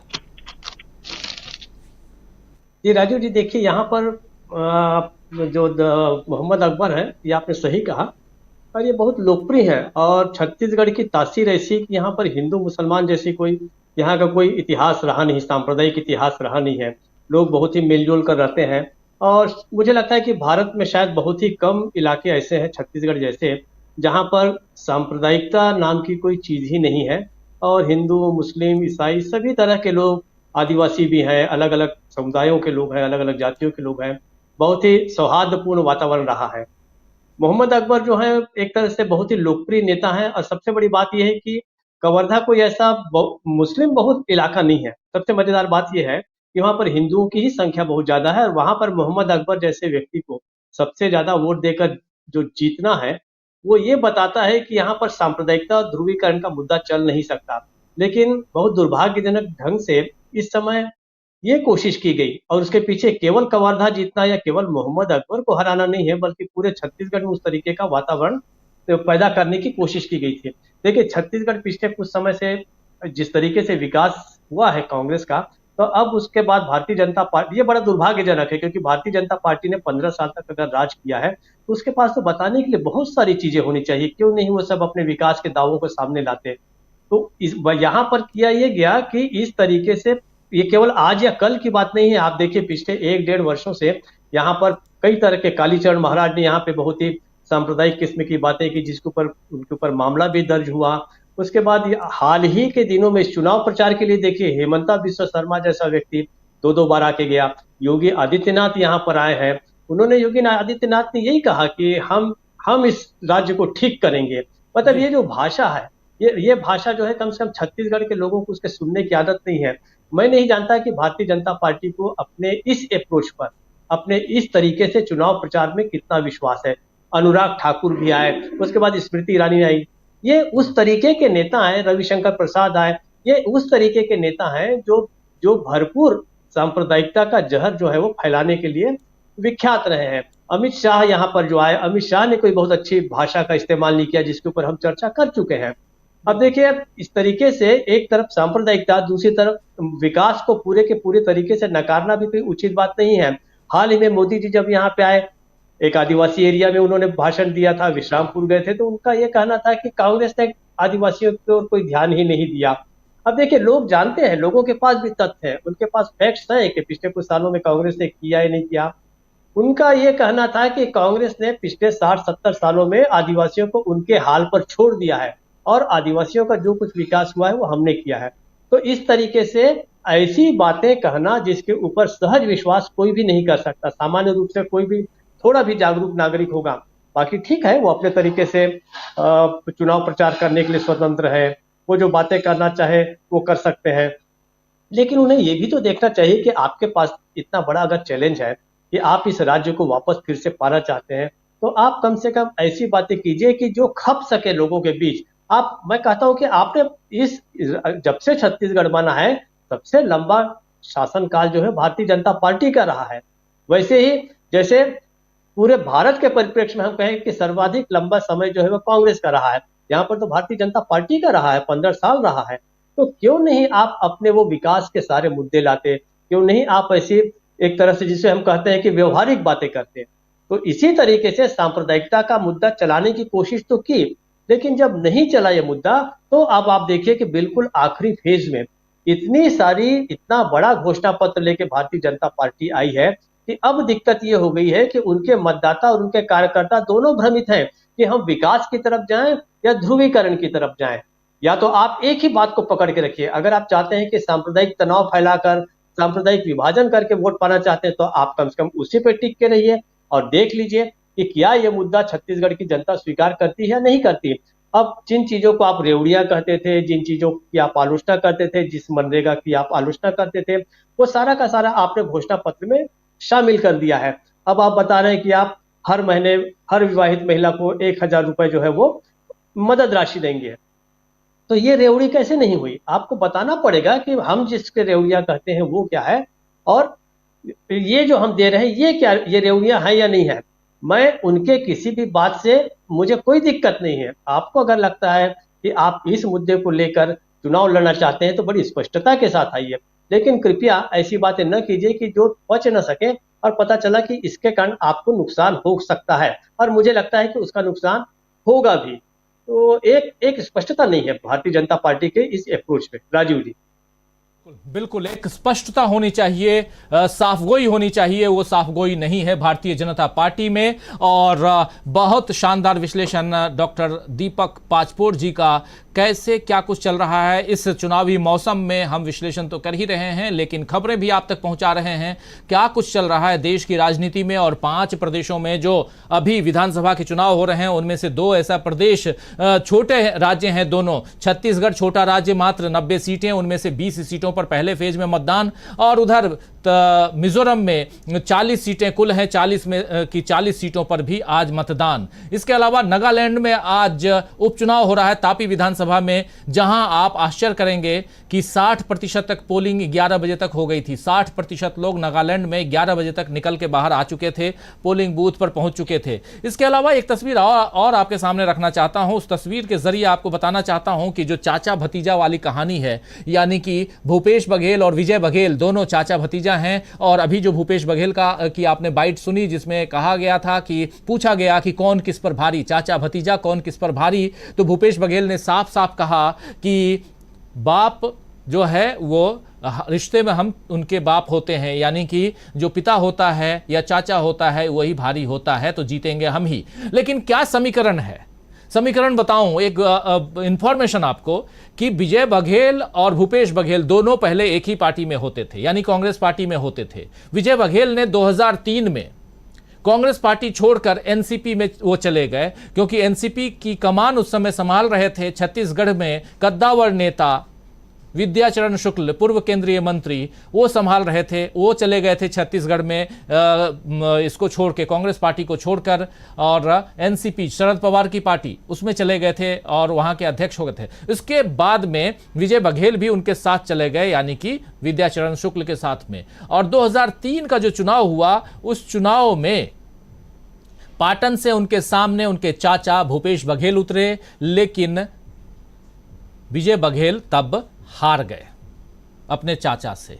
फिर 2008 का चुनाव आता है। 2008 के चुनाव में विजय बघेल ने भूपेश बघेल को 7,500 मतों से, 7,500 वोटों से हरा दिया। विजय बघेल ने चाचा को, भूपेश बघेल को। इसके बाद 2013 का चुनाव आता है। 2013 के चुनाव में भूपेश बघेल ने अपने भतीजे को हरा दिया। और उसके बाद 2018 का चुनाव आता है, जिसमें विजय बघेल को फिर से हराते हैं चाचा भूपेश बघेल, यानी कि एक बार भतीजा 2008 में जीता है, उसके अलावा कभी नहीं जीता। और क्या अब इस बार विजय बघेल पटखनी देंगे अपने चाचा को, जो कद्दावर नेता हैं, जिनके नाम पर वहां चुनाव लड़ा जा रहा है, यानी कि भूपेश बघेल के नाम पर। भूपेश बघेल के बारे में वहां पर कई आप पोस्टर्स देखेंगे, बैनर्स देखेंगे, जिसमें ये कहा जाता है कि भूपेश है तो भरोसा है। अब उसको थोड़ा सा, क्योंकि चुनाव का वक्त है, तो कांग्रेस है तो भरोसा है वहां पर लिखा जा रहा है पोस्टरों में। तो कांग्रेस भूपेश है तो भरोसा है से लेकर कांग्रेस है तो भरोसा है तक की कहानी, और उस कहानी में चाचा और भतीजा कहां कैसे हैं ये हम बता रहे हैं आपको। और साथ साथ ये भी बताने समझाने की कोशिश कर रहे हैं कि 5 राज्यों में कहां क्या चल रहा है, कितनी प्रतिशत पोलिंग हुई है, कहां क्या चल रहा है, ये सब हम आप तक पहुंचा ही रहे हैं। और लेकिन सबसे बड़ी बात है कि छत्तीसगढ़ में चुनाव का पहला चरण है। उत्साह और उमंग देखा जा रहा है बस्तर एरिया में, खासकर नक्सलाइट बेल्ट में। और उसके अलावा वहां एक अपील भी भूपेश बघेल ने अभी की थी, जिसको हम हमने आपको सुनाया। दूसरी तरफ पूर्व मुख्यमंत्री रमन सिंह पूजा पाठ के बाद जाकर वोट डाल के आए हैं और ये उम्मीद वो करेंगे कि किसी तरह उनकी सरकार बन जाए। ये सबसे बड़ी बात है। और छत्तीसगढ़ में 2 चरणों के मतदान की बात जहां तक आती है तो लगातार वहां 2 चरणों में मतदान करवाते रहे हैं, लेकिन ये रहा है कि चूंकि नक्सलाइट जोन है, बेल्ट है, उस एरिया में हमको अलग से सीआरपीएफ और बाकी सुरक्षा कर्मी वहां उतारना होता है, इसीलिए सुरक्षा कर्मियों की कमी न रहे, इसीलिए 2 फेज में हम करते हैं। लेकिन क्या जिस देश में 1 नेशन 1 इलेक्शन की बात हो रही हो, वहां आप इतने सुरक्षा कर्मी इकट्ठा नहीं कर सकते हैं कि एक बार में एक छोटे से प्रदेश में मतदान हो जाए। 2018 में भी 2 चरणों में मतदान हुआ था और ऐसे ही पहले फेज में 20 सीटें, दूसरे फेज में 70 सीटों पर वोटिंग हुई थी और इस बार भी वही हो रहा है। क्या परिस्थितियां बदली नहीं जा सकती हैं? सवाल तो है। खैर, ये सवाल आते रहेंगे, इस पर हम बात करते रहेंगे, लेकिन आप तक हम यही पहुंचा रहे हैं कि छत्तीसगढ़ में कहाँ क्या कुछ चल रहा है, छत्तीसगढ़ की परिस्थितियां क्या हैं, छत्तीसगढ़ में कितने % वोटिंग हुई है, ये सारी बातें। और साथ साथ आपको बताया कि 37% के लगभग अभी जो खबरें मिल रही हैं, 37% के लगभग मिजोरम में पोलिंग हो चुकी है। मिजोरम के लोग भी फटाफट बाहर निकल के आ रहे हैं, छत्तीसगढ़ के लोग भी बाहर निकल के आ रहे हैं और हम आप तक खबरें पहुंचा रहे हैं। एक बार फिर से आना चाहता हूं अमलेंदु उपाध्याय जी के पास में। अगर हमारे साथ जुड़े हुए हैं अमलेंदु उपाध्याय जी तो ज़रूर लेकर आइए। अमलेंदु जी के पास में आना चाहता हूं। और क्या कुछ पोलिंग के % हैं अमलेंदु जी? अगर आप तक खबरें आ चुकी हैं तो ज़रा बताइए। जी, अभी जो चुनाव आयोग है वो 11 बजे तक की ही अभी दे रहा है सूचना, तो वो तो अभी 32.68% बता रहा है मिजोरम में और 23% बता रहा है वो अभी छत्तीसगढ़ में। 11 बजे तक की सूचना है उसके है, मतलब जो आधिकारिक सूचना 11 बजे तक की है उसके अनुसार ये है। तो अभी तक तो अब लेकिन जिस तरीके से क्षेत्र से सूचनाएं आ रही हैं वही बताया जा रहा है कि अब मतदाता जो है काफ़ी बड़ी संख्या में बाहर निकल रहे हैं। तो लगता है कि दोनों ही राज्यों में अच्छा टर्नआउट जो है वो होगा और अच्छा वोटिंग दोनों जगह होगा। इधर जो एक और चुनावी राज्य है राजीव जी, तेलंगाना, वहाँ से एक बड़ी दिलचस्प खबर है और वो दिलचस्प खबर ये है कि वहाँ कांग्रेस ने रात में जो है अपनी एक सूची जारी की है 16 या 17 कैंडिडेट्स की, और उसमें जो उनके प्रदेश अध्यक्ष हैं रेवंत रेड्डी, वो केसीआर के खिलाफ, जो मुख्यमंत्री हैं वहाँ के तेलंगाना के, उनके खिलाफ कामारेड्डी सीट से चुनाव लड़ने जा रहे हैं। रेवंत रेड्डी 2 सीट से चुनाव लेंगे, लेकिन कामारेड्डी सीट जो है जिसपे केसीआर चुनाव लड़ रहे हैं वो वहाँ से भी चुनाव लेंगे। यानी अब सीधी सीधी चुनौती जो है कांग्रेस ने केसीआर को तेलंगाना में दे दी है। तो इसके साथ साथ सब तेलंगाना का चुनाव जो है वो भी काफ़ी दिलचस्प होने जा रहा है। इस आज के पहले चरण के मतदान के साथ साथ जो है इसकी चर्चा भी मुझे लगता है कि होनी चाहिए और इस पर हम लोग चर्चा करते चलें। जो अब तक जो तेलंगाना में जो दल बदल एक तरीके से हुआ है, कांग्रेस में लोग शामिल हुए हैं, तो बीआरएस के 2 पूर्व सांसद, 22 पूर्व विधायक, 8 पूर्व एमएलसी और 9 जो है वो बीआरएस के उम्मीदवार, 58 नगर सेवक और 82 जिला परिषद सदस्य, ये जो है कांग्रेस के अंदर इस चुनावी बेला में शामिल हो चुके हैं। तो अब तेलंगाना जो है वो मुझे लगता है कि बहुत बढ़िया हॉटकेक जो है वो बनता जा रहा है और उस पर भी अब जो है चुनाव मुझे लगता है वो काफ़ी खुल करके तेलंगाना का भी सामने आ रहा है। इधर जो आज चुनाव हो रहा है ये मुझे लगता है कि काफ़ी दिलचस्प है और जिस तरीके से भूपेश बघेल जो है उत्साह से भरे हुए दिखाई पड़ रहे हैं और जिस तरीके वो दावे कर रहे हैं, उधर प्रधानमंत्री जिस तरीके से कांग्रेस के ऊपर जाकर के छत्तीसगढ़ से अटैक कर रहे हैं, तो उससे भी छत्तीसगढ़ भी जो है चुनाव के दौरान भी काफ़ी दिलचस्प जो है वो चुनाव बन गया है। आज सुना है कि अमित शाह जो गृह मंत्री हैं वो राजस्थान जा रहे हैं और उन सीटों पर जा रहे हैं जहां पिछली बार भारतीय जनता पार्टी को निराशा हाथ लगी थी। तो ये कुल मिलाकर के मुझे लगता है कि चुनावी इस समय जो कि गहमा गहमी है उसकी ये लगातार की जो अभी खबरें हैं वो निकल कर के ये सब सामने आ रही हैं। अब जो है मुझे लगता है कि 12 बजे तक का जो है टर्नआउट वो थोड़ी देर में आ जाएगा चुनाव की तरफ से, तब हम लोग अपडेट करेंगे कि 12 बजे तक जो है वो क्या टर्नआउट आया है चुनाव आयोग के अनुसार। राजीव जी जी बिल्कुल, 12 बजे तक का टर्नआउट जल्दी ही आप तक हम पहुंचाएंगे और समझेंगे कि क्या टर्नआउट आया है। जैसा बता रहे हैं हमारे साथी अमलेंदु उपाध्याय जी, अमलेंदु जी और दीपक पाचपोर जी, ये दोनों हमारे साथ जुड़े हुए हैं और हम जनमत के जरिए, इस कार्यक्रम के जरिए आप तक पहुंचा रहे हैं कि इन दोनों राज्यों में क्या कुछ चल रहा है। अलग अलग टर्नआउट इस पर भी हम चर्चा करेंगे। पोलिंग परसेंटेज दोनों राज्यों में ठीक ठाक है, अच्छी परसेंटेज में, अच्छे परसेंट में लोग, यानी कि अच्छी संख्या में लोग बाहर निकल रहे हैं। इस बीच प्रधानमंत्री नरेंद्र मोदी क्या कुछ कह रहे हैं, जरा ये सुन लेते हैं कि प्रधानमंत्री नरेंद्र मोदी हमेशा की तरह एक अपील तो जरूर कर रहे होंगे कि आप बाहर निकलिए, लेकिन कांग्रेस और सिर्फ कांग्रेस, इसके अलावा कुछ नहीं। यही प्रधानमंत्री नरेंद्र मोदी अपने भाषण में भी रखते हैं। जरा सुनते हैं क्या कुछ कह रहे हैं।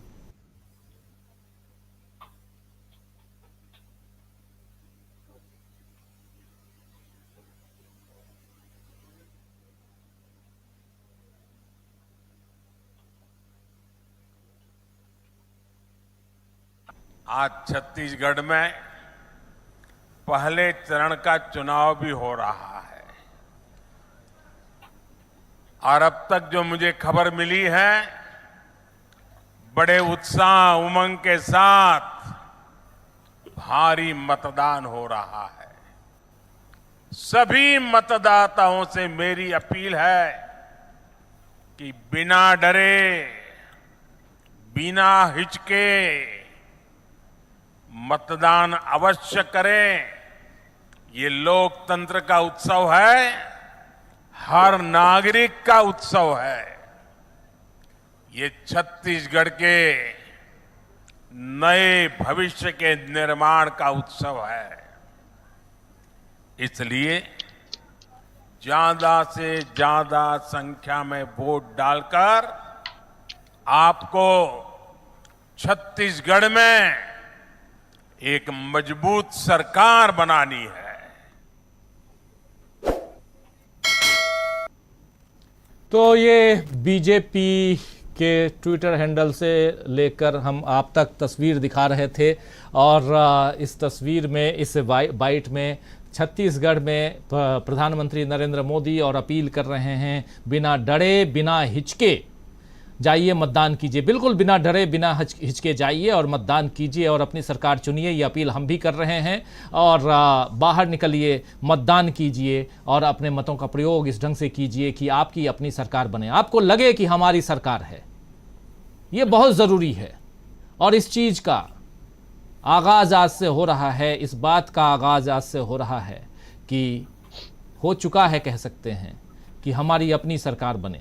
तो छत्तीसगढ़ के वासियों, वोटर्स, खासकर उस एरिया में जहां 20 सीटों पर आज मतदान करवाया जा रहा है, उनसे ये ज़रूर अपील है। हमारे तमाम साथी, बहुत सारे साथी अपील कर भी रहे हैं इस कार्यक्रम के ज़रिए, कमेंट बॉक्स के ज़रिए भी, और आपसे भी अपील है कि आप निकलिए और वोट डाल करके आइए। दोस्तों, लगातार हम चर्चा कर रहे हैं छत्तीसगढ़ और मिज़ोरम के ऊपर। मिज़ोरम और छत्तीसगढ़ में 12 बजे तक कितनी पोलिंग हुई है, ये भी जल्दी से जल्दी हम आप तक पहुँचाएँगे। लेकिन और उसके साथ साथ ये भी समझेंगे कि इस पोलिंग के परसेंटेज के बढ़ने या घटने के पीछे का कारण क्या है। और अभी आप सुन रहे थे नरेंद्र मोदी जी, जो देश के प्रधानमंत्री हैं, हमेशा की तरह वो उसी एरिया में रहते हैं जिस एरिया में पोलिंग होती है, वोटिंग होती है या मतदान होता है। और आज चूंकि मतदान छत्तीसगढ़ में है, तो छत्तीसगढ़ पहुंचे हुए हैं प्रधानमंत्री नरेंद्र मोदी दूसरे एरिया में, क्योंकि 2 चरणों में मतदान है। उसके बाद 17 तारीख को मतदान है छत्तीसगढ़ में भी।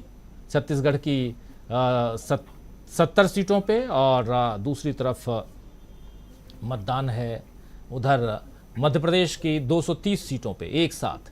तेलंगाना की बात कर रहे थे हमारे साथी अमलेंदु उपाध्याय जी, बता रहे थे कि तेलंगाना में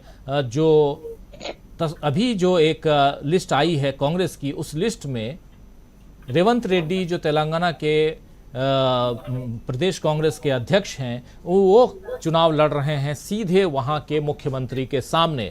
यानी कि कहीं न कहीं रेवंत रेड्डी जो हैं वो मुख्यमंत्री कैंडिडेट के रूप में अभी से सामने लाए जा चुके हैं, ये माना जाए। डॉक्टर दीपक पाचपुर जी, आपके पास आना चाहता हूं। तेलंगाना का जिक्र यहां हो रहा था, बहुत महत्वपूर्ण जिक्र है, बहुत अच्छी और बहुत इंपॉर्टेंट बात यहां बताई अमलेंदु उपाध्याय जी ने। क्या रेवंत रेड्डी को केसीआर के सामने उतार कर कांग्रेस ने ये मैसेज दे दिया, ये पैगाम दे दिया है कि हाँ, हमारे कैंडिडेट, मुख्यमंत्री पद के उम्मीदवार, दावेदार जो होंगे वो रेवंत रेड्डी ही होंगे?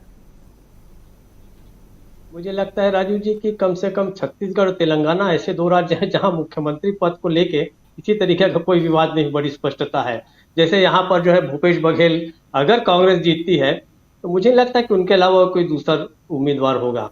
दूसरी बात, तेलंगाना में भी अब रेवंत रेड्डी को अगर लगाया गया है केसीआर के सामने, तो ये बड़ा स्पष्ट संदेश है। ये संदेश केवल इस बात का नहीं है कि अगला मुख्यमंत्री कौन बनेगा, ये इस बात का संदेश है सारे कार्यकर्ताओं को और मतदाताओं को, विशेषकर कार्यकर्ताओं को, जहां कुछ राज्यों में कांग्रेस के अंदर भी बगावत है या कुछ जगह पर मतभेद है। तो तेलंगाना में फिलहाल ऐसा कोई नजारा है नहीं, लेकिन एक तरह से कैडर को जो है बता दिया गया है कि आपका अगला नेता कौन है। ये बहुत अच्छी बात होती है, चाहे कोई अच्छी कंपनी हो, चाहे कोई ये हो, ये आपका नेतृत्व कौन करेगा इस चुनाव के बाद, ये आपके सामने एक करेक्टर को ले आया जाता है। अब भारतीय जनता पार्टी के सामने सबसे बड़ी ऊहापोह जो है, भ्रम की स्थिति यही तो है कि चाहे वो राजस्थान ले लीजिए, चाहे मध्य प्रदेश ले लीजिए, यहाँ तक कि छत्तीसगढ़ ले लीजिए, कि अगर खुदा न खास्ता यहाँ पर भारतीय जनता पार्टी जीतती है तो मुख्यमंत्री कौन बनेगा, ये प्रश्न ऐसा है। उसको बहुत ही सहज ढंग से तेलंगाना में सुलझा लिया गया है, छत्तीसगढ़ में भी सुलझा लिया गया। छत्तीसगढ़ में तो खैर ये सवाल कभी था भी नहीं, जो पिछले कार्यकाल के दौरान जो 2.5 साल के फार्मूले के अंतर्गत दूसरे मुख्यमंत्री की बात होती थी, वो मामला भी अब खत्म हो गया है। अब कोई दूसरा कैंडिडेट नहीं है। अब मुझे लगता है कि कांग्रेस की मजबूती का, फिलहाल के दौर में कांग्रेस की मजबूती का सबसे बड़ा कारण भी यही है। वहां पर आप देखिए, राजस्थान में पहले यह था कि मुख्यमंत्री सचिन पायलट भी बनना चाहते थे, लेकिन अब स्पष्ट हो गया कि अगर कांग्रेस वहां जीतती है तो अशोक गहलोत के अलावा और कोई दूसरा नहीं हो सकता। अगर मध्य प्रदेश में कांग्रेस जीतती है तो कमलनाथ के अलावा कोई नहीं हो सकता। यहां भी छत्तीसगढ़ में जीतती है तो भूपेश बघेल के अलावा कुछ नहीं था। ये कांग्रेस की मजबूती का जो 3 राज्यों में जो सीधा जो उसके पास फार्मूला है, उसको उन्होंने एक्सटेंड कर दिया तेलंगाना में, जहां पर उसकी बीआरएस के साथ मुकाबला है। ये बहुत अच्छी बात हो रही है। मुझे ऐसा लगता है ये स्पष्टता लानी भी जरूरी थी, और एक चेहरा आपने प्रदान कर दिया। जो सबसे बड़ा संकट भारतीय जनता पार्टी के सामने जब उनके पूछा जाता है कि आपका उम्मीदवार कौन है मुख्यमंत्री का, तो आपके पास कोई जवाब नहीं होता। तेलंगाना में ये बात हो गई, ये अच्छी बात है। दूसरी एक और बात जो छत्तीसगढ़ के संदर्भ में मैं बताना चाहता था आपको राजीव जी, ये यहाँ पर हमेशा अच्छा परसेंटेज में वोट होती है। पिछले साल, मतलब 2018 की बात है, पिछले समय का जो चुनाव हुआ था, उसमें 76.42% जो है वो मतदान हुआ था। हालांकि 2013 के मुकाबले में वो थोड़ा कम था। और पिछले समय भी इस तरीके से 2 फेजेज में जो चुनाव हुए थे, जिसका जिक्र आपने भी किया, तो पहले फेज में जो था वो 12 सीटों पे था, बाकी 68 पे था। लेकिन उसका कारण ये है कि आपको तो अधिक इन चीजों को और सीमित करना चाहिए था। अगर आप ये कहते हैं कि छत्तीसगढ़ के नक्सलाइट एरिया में, मतलब ये जो बस्तर का एरिया है, वहां कानून और व्यवस्था की स्थिति अगर सुधरी है, तो धीरे धीरे आपको पूरे के पूरे 90 सीटों पर एक साथ चुनाव कराने चाहिए थे। अब मुझे लगता है कि प्रशासन को कोशिश करनी चाहिए, अगर आपका ये दावा सही है कि वहां पे नक्सल गतिविधियां कम हुई है, तो आपको एक साथ पूरे चुनाव कराने चाहिए। तब कहीं जाकर आप एक देश एक चुनाव की बात आप सोच सकते हैं। राजीव जी। बिल्कुल, तो तभी एक देश एक चुनाव आप सोच सकते हैं। और हर जगह जिसकी हम चर्चा कर भी रहे हैं कि आखिर एक फेज में मतदान क्यों नहीं। और क्योंकि आज की तारीख में आप देखिए, ईवीएम की सुरक्षा भी बहुत बड़ी बात होती है। ईवीएम को लेकर के हमारे ही साथी और हम सब कई बार इस पर चर्चा करते हैं। और आज 7 तारीख को माफी चाहूंगा, 7 तारीख को आप मतदान करवा रहे हैं, और 3 दिसंबर तक आखिर इसकी कितनी सुरक्षा होगी, कौन से पार्टी वहां कब कितनी देर तक कब वहां बैठेगी, ये सब भी बड़ा सवाल है। इसीलिए जल्दी से जल्दी मतदान हो और जल्दी से जल्दी 2-4 दिनों के अंदर अगर काउंटिंग हो जाए तो इससे बेहतर और क्या हो सकता है। ये बहुत ज़रूरी है कि इन विषयों पर चर्चा होनी चाहिए। हम चर्चा कर रहे हैं दोस्तों 5 राज्यों में से 2 राज्य में आज मतदान की प्रक्रिया चल रही है, और उन दोनों राज्यों के मतदान में, यानी कि मिजोरम में और छत्तीसगढ़ में क्या कुछ चल रहा है, क्या कुछ हो रहा है, क्या गतिविधियां चल रही हैं, इन पर हम चर्चा कर रहे हैं। और इंतज़ार कर रहे हैं कि उधर एक पूरी फिगर आ जाए हमारे पास कि 12 बजे तक, क्योंकि 1 बजने को है, और 12 बजे तक कितने % लोगों ने घर से बाहर निकलकर मतदान किया है, ये हम यहाँ चर्चा कर रहे हैं। और कुछ ऐसे इश्यूज को सामने रख रहे हैं, जैसे ईवीएम का मामला है। ईवीएम की सुरक्षा की गारंटी आखिर कौन ले। आप घर से बाहर निकलते हैं, देखिए इतना पेन लेते हैं आप कि आप घर से बाहर निकलते हैं, लाइन में खड़े होते हैं, अपना समय जाया करते हैं, और उसके बाद में आप मत का प्रयोग करके करके आते हैं, लेकिन आपका जो मत है उसकी अगर चोरी हो जाए, डाका डाल दिया जाए उसमें, तो ये आपको तकलीफ होगी। तो वो ना हो, इसके लिए ईवीएम की सुरक्षा बहुत ज़रूरी है। आखिर ईवीएम की जांच से लेकर सुरक्षा तक की जिम्मेदारी किसकी है? चुनाव आयोग की जिम्मेदारी है कि एक ऐसी प्रक्रिया के तहत चुनाव करवाए जिसमें किसी को चुनाव आयोग के ऊपर शक न हो, लेकिन शक की सुई बार बार चुनाव आयोग की तरफ क्यों जाती है, ये भी एक बड़ा सवाल है। इस सवाल का जवाब देना चाहिए चुनाव आयोग को, और ईवीएम की सुरक्षा की गारंटी भी देनी चाहिए। लेकिन क्या चुनाव आयोग ईवीएम की सुरक्षा की गारंटी देता है? इस सवाल का जवाब आप ढूंढने की कोशिश कीजिए, खोजने की कोशिश कीजिए, शायद ना में जवाब मिले। क्योंकि 7 तारीख को चुनाव करवा के 17 तारीख तक को सेकेंड फेज में, और उसके बाद 25 और 30 के बाद सीधे 3 दिसंबर तक, यानी कम से कम 25 दिनों तक ईवीएम की सुरक्षा की गारंटी किसकी है? जो बस्तर में निकल के वोट दे रहे हैं लोग, वो ये सवाल कर रहे होंगे कि हम अभी जिस भी निशान पर, जिस भी पार्टी के निशान पर वोट दे के आ रहे हैं, बटन दबा के आ रहे हैं, क्या वो सचमुच उन्हीं को जा रहा है? ये भी सवाल है। वीवीपैट से लेकर के बहुत सारी बातें होती हैं कि नहीं, गारंटी हमारी है। इस गारंटी पर भी सुप्रीम कोर्ट से लेकर तमाम लोग इस पर चर्चा करते रहे हैं। चर्चा ये भी होती रही है कि आखिर 19 लाख ईवीएम जो इलेक्ट्रॉनिक वोटिंग मशीनें गई कहाँ? इन सब पे भी हमारे तमाम साथी जो हैं कहते हैं कि इस पर आप लोग बात कीजिए, विचार कीजिए। तो लगता है और इस पर बात होनी चाहिए। छत्तीसगढ़ में बहुत कंफर्टेबल पोजीशन में दिखाई दे रहे हैं भूपेश बघेल, लेकिन भूपेश बघेल के सामने चुनौती अपनी 71 सीटों को बरकरार रखने की या उससे ज़्यादा सीटें लाने की हैं। क्या भूपेश बघेल उससे ज़्यादा सीटें ला रहे हैं? क्या इस बार भी बीजेपी का सुपड़ा साफ हो जाएगा? ये बहुत सारे सवाल हैं, और इन सवालों का जवाब खोजने की कोशिश इस कार्यक्रम के जरिए जनमत में हम जनता के मतों की बात कर रहे हैं कि कहां कौन निकल के जा रहा है। एक बार आना चाहता हूं अमलेंदु उपाध्याय जी के पास में। अमलेंदु जी, जनमत, जनता का मत, छत्तीसगढ़ की बात कर रहे हैं, आपके विचार इस पे? देखिए राजीव जी, अब आज चूंकि कुछ बाध्यताएं हैं कि हम लोग स्पष्ट नहीं बोल सकते कि जनता का मत किधर जा रहा है, लेकिन हम लोगों ने कल जो बता दिया है अपने ओपिनियन पोल में, तो वो एक तरीके से जनता का मत ही, और जनता से पूछ के ही हम लोगों ने अपना मत बताया है। वह आज जनता का दिन है वहाँ छत्तीसगढ़ में प्रथम चरण का, और मिजोरम में पूरा जनता का दिन है। तो अब जनता जो भी अपना फैसला देगी वो शाम को जो है वो बंद हो जाएगा ईवीएम की बक्सों में, और 3 दिसंबर को जाकर के खुलेगा। लेकिन जिस तरीके से जो सूचनाएं सामने आ रही हैं, जो राजनीतिक चर्चाएं चल रही हैं और सोशल मीडिया में और ज़मीन से भी जो सूचनाएं आ रही हैं हम लोगों के संवाददाताओं के जरिए, मित्रों के जरिए, वो सूचनाएं यही हैं कि मुकाबला अच्छा है, और मतलब भारतीय जनता पार्टी के सामने भी चुनौतियां हैं, और भूपेश बघेल के सामने चुनौती है सबसे बड़ी कि अपनी 71 सीटों को बरकरार रखने की और उससे ज़्यादा कुछ करके दिखाने की। भारतीय जनता पार्टी के सामने जो चुनौती है वो ये है कि वो किस तरीके से पिछली बार जो उसकी 15 सीटें थी उससे आगे बढ़ पाती है कि नहीं बढ़ पाती है। हालांकि कल रात भूपेश बघेल ने जो एक ट्वीट किया वो जबरदस्त ट्वीट है राजीव जी, और उन्होंने कहा कि भारतीय जनता पार्टी जो है वो 15 से सीटें ज़्यादा नहीं ले पाएगी। मतलब ये कहा उनका ट्वीट है कि भाजपा 15 सीट भी अब की बार नहीं पाएगी, छत्तीसगढ़ियों ने ठान लिया है। अब ये दावा भूपेश बघेल का है, भारतीय जनता पार्टी के दावे क्या है वो अलग बात है, लेकिन जो मजेदार बात है राजीव जी, जो एक तथ्य है वो ये कि भारतीय जनता पार्टी जिस भी राज्य में जाती है चुनाव लड़ने के लिए, अमित शाह जी अब जाते हैं तो वहाँ कुछ ना कुछ नारा जरूर देते हैं। जैसे पिछली बार छत्तीसगढ़ में नारा दिया था अब की बार 60 के पार। अभी तक जो है वो अमित शाह जी के मुंह से किसी भी राज्य में ये सुनने को नहीं आया है कि भारतीय जनता पार्टी ने कोई नारा दिया हो कि छत्तीसगढ़ में अब की बार 60 के पार, मध्य प्रदेश में अब की बार 150 के पार, या राजस्थान में अब की बार 150 के पार। इस तरीके का कोई भी नारा अमित शाह जी ने अभी तक नहीं दिया है।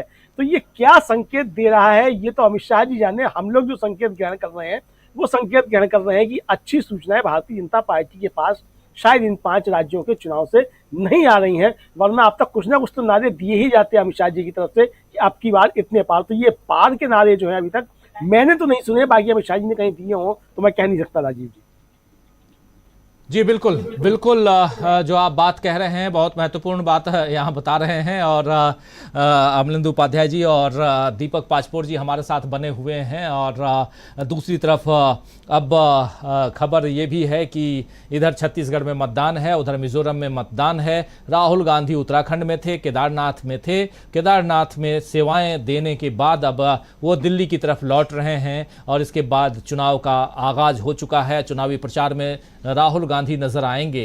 राहुल गांधी ने केदारनाथ में जो सेवाएं दी हैं उसकी तस्वीर कल रात के कार्यक्रम में आप देख ही रहे थे। तो और आज शायद छत्तीसगढ़ में ही प्रियंका गांधी भी रहने वाली हैं। तो ये सब कुछ चुनाव के समय जो चल रहा है हम आप तक पहुंचा रहे हैं दोस्तों। और इस कार्यक्रम में सबसे बड़ी बात कि छत्तीसगढ़, मध्य प्रदेश और तेलंगाना, मिजोरम, राजस्थान, इन सब में होने क्या जा रहा है, किसकी सरकार बनेगी, किसकी सरकार रहेगी, किसकी सरकार जाएगी, किसका आगाज़ होगा, किसकी विदाई होगी, ये सारी बातें हम आप तक पहुंचा रहे हैं। और छत्तीसगढ़ में और मिज़ोरम में जो तस्वीरें हैं वो साफ दिखाई दे रही हैं कि वोटर्स टर्नआउट बहुत ज़्यादा है। लोग निकल के आ रहे हैं, मतदान केंद्र पे जा रहे हैं, मतों का प्रयोग कर रहे हैं। और ये बहुत ज़रूरी इसलिए भी है क्योंकि अगर मतदाता बाहर नहीं निकलेंगे, मतदान का प्रतिशत ज़्यादा नहीं होगा तो कहीं ना कहीं जीत और हार के अंतर पर भी उसका असर पड़ता है। और कई बार जो जीता हुआ प्रत्याशी होता है वो हार भी जाता है। लेकिन इम्पॉर्टेंट पहलू यहाँ पे यही है कि दोनों राज्यों में, छत्तीसगढ़ हो या मध्य प्रदेश, मिजोरम हो, दोनों राज्यों में लोग अच्छे से निकल रहे हैं और वोट देने जा रहे हैं। और हमारे साथ दो साथी बने हुए हैं, डॉक्टर दीपक पाचपोर जी और अमलेंदु उपाध्याय जी, दोनों अपनी अपनी बात रख रहे हैं। एक बार फिर से जरा अमलेंदु उपाध्याय जी, दीपक पाचपोर जी के पास आना चाहता हूं। और दीपक जी, बस्तर एरिया और जो फर्स्ट फेज की बात है, 20 सीटें छत्तीसगढ़ की, इन 20 सीटों पर वो तो ठीक है, ओपिनियन पोल सर्वे हम लोगों ने जो दिया, ओवरऑल क्या प्रतिक्रियाएं आ रही हैं? मतदाताओं जो मतदान करके निकल चुके हैं उनकी क्या प्रतिक्रिया है? और छत्तीसगढ़ प्रदेश में भूपेश बघेल कितने मजबूत, कितने कमज़ोर नज़र आते हैं? 5 साल पहले और आज के भूपेश बघेल में कितनी कमज़ोरी या कितनी मजबूती आई है? देखिए राजू जी, जिस समय भूपेश बघेल कांग्रेस के अध्यक्ष बने थे उस समय बहुत सारे नेता थे। और आपको पता है कि जिस तरीके से बस्तर में एक बहुत बड़ा नक्सलियों ने कांड किया था, जिसको हम झीरम घाटी हत्याकांड के नाम से जानते हैं, उसमें एक जो बड़ी वरिष्ठों की जो लाइन थी पूरी की पूरी समाप्त हो गई उसमें। जिसमें आप देखिए क्या नाम, विद्याचरण शुक्ल थे और ऐसे बहुत सारे लोग, लगभग 16-17 बहुत ही वरिष्ठ जो ये थे, क्या नाम, कांग्रेसी नेता थे, उनकी मौत हो गई थी। भूपेश बघेल ने ऐसे समय में कांग्रेस को संभाला था जब लगातार 15 साल भारतीय जनता पार्टी के शासनकाल के बाद किसी भी पार्टी के लिए खड़े होना भी असंभव था। सत्ता प्राप्त करने की बात तो दूसरी थी, संगठनात्मक तरीके से उनके लिए सबसे बड़ा चैलेंज ये था कि उस समय कैसे इन सबको संभाला जाए। उसमें भी देखिए अजीत जोगी जैसे भी व्यक्ति थे जिनके साथ उनका 36 का आंकड़ा था। बहुत सारे नेता थे उनके, काफी जो जिनका निधन हो गया उनके बारे में बहुत ज्यादा बात करने की जरूरत नहीं थी। उसमें यही अपने बस्तर के ही अंदर महेंद्र कर्मा जैसा व्यक्ति था, क्योंकि कहा तो ये जाता है कि जिस समय नक्सलियों ने जब हमला किया तो उन्होंने पूछा था कि तुम में से महेंद्र कर्मा कौन है। महेंद्र कर्मा भी वहां का शेर माना जाता था। वो चाहते तो छुप सकते थे, लेकिन वो सामने आए, उन्होंने कहा कि मैं महेंद्र कर्मा हूँ, तुम्हारी दुश्मनी अगर मुझसे है तो मुझे मारो, बाकी को छोड़ दो। लेकिन वो एक पुरानी बात हो गई। एक तरह से पूरी की पूरी लाइन पूरी की पूरी लाइन समाप्त हो गई थी कांग्रेस के नेतृत्व की। उसके बाद भूपेश बघेल ने वैसे समय में कांग्रेस को न केवल संभाला, इतना मजबूत किया, उन्होंने संगठन को मजबूत किया। उस समय तक भूपेश बघेल ऐसे एकदम अग्रणी नेता नहीं थे, नो डाउट, पहले भी मंत्री भी रहे वो अविभाजित मध्य प्रदेश में, उन्होंने कई बार मंत्री पद भी संभाला है, महत्वपूर्ण पदों पर भी रहे, लेकिन वो एक तरह से उपेक्षित थे। विशेषकर अजीत जोगी के तो निशाने पर ही थे। और मैं कई बार एनालाइज करते समय एक आध बार मैं कह भी चुका हूं कि कांग्रेस के सत्ता पाने का एक बहुत बड़ा कारण अजीत जोगी साहब जैसे व्यक्ति का यहां से डिपार्चर होना भी था। कांग्रेस को छोड़ने के बाद कांग्रेस जो है और मजबूत हुई, लेकिन भूपेश बघेल ने इसको अस्थिर रूप से एक दिशा दी और एक लक्ष्य निर्धारित किया कि हमें सत्ता प्राप्त करनी है। मैंने उनका वो कार्यकाल देखा है कि जब वो लगातार दौरे करते थे आधी आधी रात को पहुंचा करते थे। बिलासपुर में वहां के कांग्रेस कार्यालय पे पुलिस के द्वारा बहुत जमकर लाठीचार्ज हुआ था। आधी रात को वहां पर भूपेश बघेल गए। उसके बाद यहाँ तक कि वो जेल में भी उन्हें डाल दिया गया था, वहां भी जेल में रहे वो, लेकिन उन्होंने संघर्ष नहीं छोड़ा। इसके बाद उनके क्रेडिट में बहुत सारे काम है। बहुत सारे काम किस तरीके से? विकास के काम है। सबसे बड़ी चीज वो ऐसे काम नहीं है कि केवल लोगों को अपने पीछे लगा लेना या बहुत बड़ी अपनी फौज खड़ी कर देना, केवल कार्यकर्ता खड़े कर देना, ऐसे नहीं। उन्होंने नतीजे दिखाए हैं और वो नतीजे ऐसे हैं कि आज पूरे देश भर में उसके ऊपर चर्चा है। और कांग्रेस के लिए एक, मैं पहले भी कह भी चुका हूं और लिख भी चुका हूं अपने ही अखबार में आपके, कि एक तरह से मॉडल स्टेट कैसे चलाया जाता है, वेलफेयर स्टेट कैसे चलाया जाता है, भूपेश बघेल ने उस बात को करके दिखाया है। सामाजिक न्याय से भी आगे जो है लोक कल्याणकारी राज्य की अवधारणा उन्होंने पुनर्स्थापित की है। ऐसा मुझे बोलने में कोई संकोच नहीं होगा। हो सकता है लोग सोचे मेरे बारे में कि मैं शायद उनकी कुछ ज्यादा तरफदारी कर रहा हूं, लेकिन जो जमीनी हकीकत है वो है। आप देखिए बस्तर की अगर हम बात करें तो बस्तर में पहले मुश्किल से 7 या 8 ऐसे प्रोडक्ट्स हुआ करते थे जंगल में उगने वाले, जिसमें तेंदुपत्ता था, इमली थी, ऐसे केवल 7 थे जिसको सरकार खरीदती थी। लेकिन आज राजीव जी 50 से अधिक ऐसे प्रोडक्ट्स हैं जिसके ऊपर आदिवासियों को बहुत अच्छा न्यूनतम समर्थन मूल्य दिया जाता है। वहां पर उन्होंने बहुत सारे रीप्रोसेसिंग प्लांट लगाए हैं। कोंडागांव में और दंतेवाड़ा में बहुत अच्छी फैक्ट्री लगाई गई है इसकी, क्या नाम, कपड़े की। वहां पे रेडीमेड कपड़े बनते हैं। अब चूंकि लोगों के लिए बस्तर केवल एकमात्र एक ही विषय के लिए जाना जाता है, और वो विषय क्या है कि यहाँ पर नक्सली रहते हैं। लेकिन नक्सलियों से मुकाबला करना मैं कहता हूं कि बहुत कठिन भी है, और उसके लिए केंद्र राज्य सरकार जो कर रही है वो कर रही है। लेकिन वहां पर इस तरीके से विकास का फिर से करना, अंग्रेजी स्कूल वहां पर चालू करना, लगभग 500-550 स्कूल ऐसे थे जिसको पूरी की पूरी तरीके से नक्सलियों ने बर्बाद कर दिया था। उन स्कूलों का उन्होंने पुनर्निर्माण कराया। तो विकास की तरफ तो उनका ध्यान नहीं है। किसानों के लिए योजनाएं लाए, जिसकी चर्चा आज पूरे देश में हो रही है। हम लोग बार बार इस बात को कह भी रहे हैं। इसके लिए ऊपर बहुत ज्यादा कुछ इसलिए करने की जरूरत नहीं है। इसके कारण लोगों के बीच जो है एक विश्वास हासिल हुआ है भूपेश बघेल को।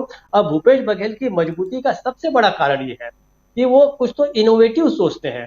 वो घिसी पिटी जो पुराने तरीके से सरकार चलाने में शायद वो विश्वास नहीं रखते, इसलिए अक्सर वो कुछ ही दिनों में कोई नई योजना लेके आ जाते हैं। अब आप देखिए आत्मानंद अंग्रेजी माध्यम स्कूल बहुत बड़ी योजना है, इसको आज बाकी लोग फॉलो कर रहे हैं। तो मुझे लगता है कि आज भूपेश बघेल जो है पहले के मुकाबले अधिक शक्तिशाली है। और दुर्भाग्य से भारतीय जनता पार्टी के पास ऐसा कोई नेता नहीं रहा जो पिछले 5 सालों में डटकर उसके सामने लगातार खड़ा हो सके और अपनी बातें कर सके। भारतीय जनता पार्टी के सामने बड़ी मुश्किल ये वाली है कि उसको मुकाबला करने के लिए कोई एक चेहरा नहीं है जिसको पूरा स्वतंत्र रूप से छोड़ा गया हो कि जाइए आप भूपेश बघेल के साथ अच्छा मुकाबला कीजिए, अपने पुराने कामों को बताइए। ऐसा कुछ भी नहीं है। ये भारतीय जनता पार्टी की असली कमजोरी है, जिसके कारण आज वो भूपेश बघेल के सामने ठीक से खड़े नहीं हो पा रहे हैं। अब देखते हैं इस चुनाव में क्या होता है। नेतृत्व परिवर्तन भारतीय जनता पार्टी ने किया है। अरुण साव नामक एक अपेक्षाकृत कम उम्र के व्यक्ति को अध्यक्ष बनाया है, वो भी ओबीसी के हैं, पढ़े लिखे हैं। तो देखते हैं अब आगे क्या होता है। राजीव जी।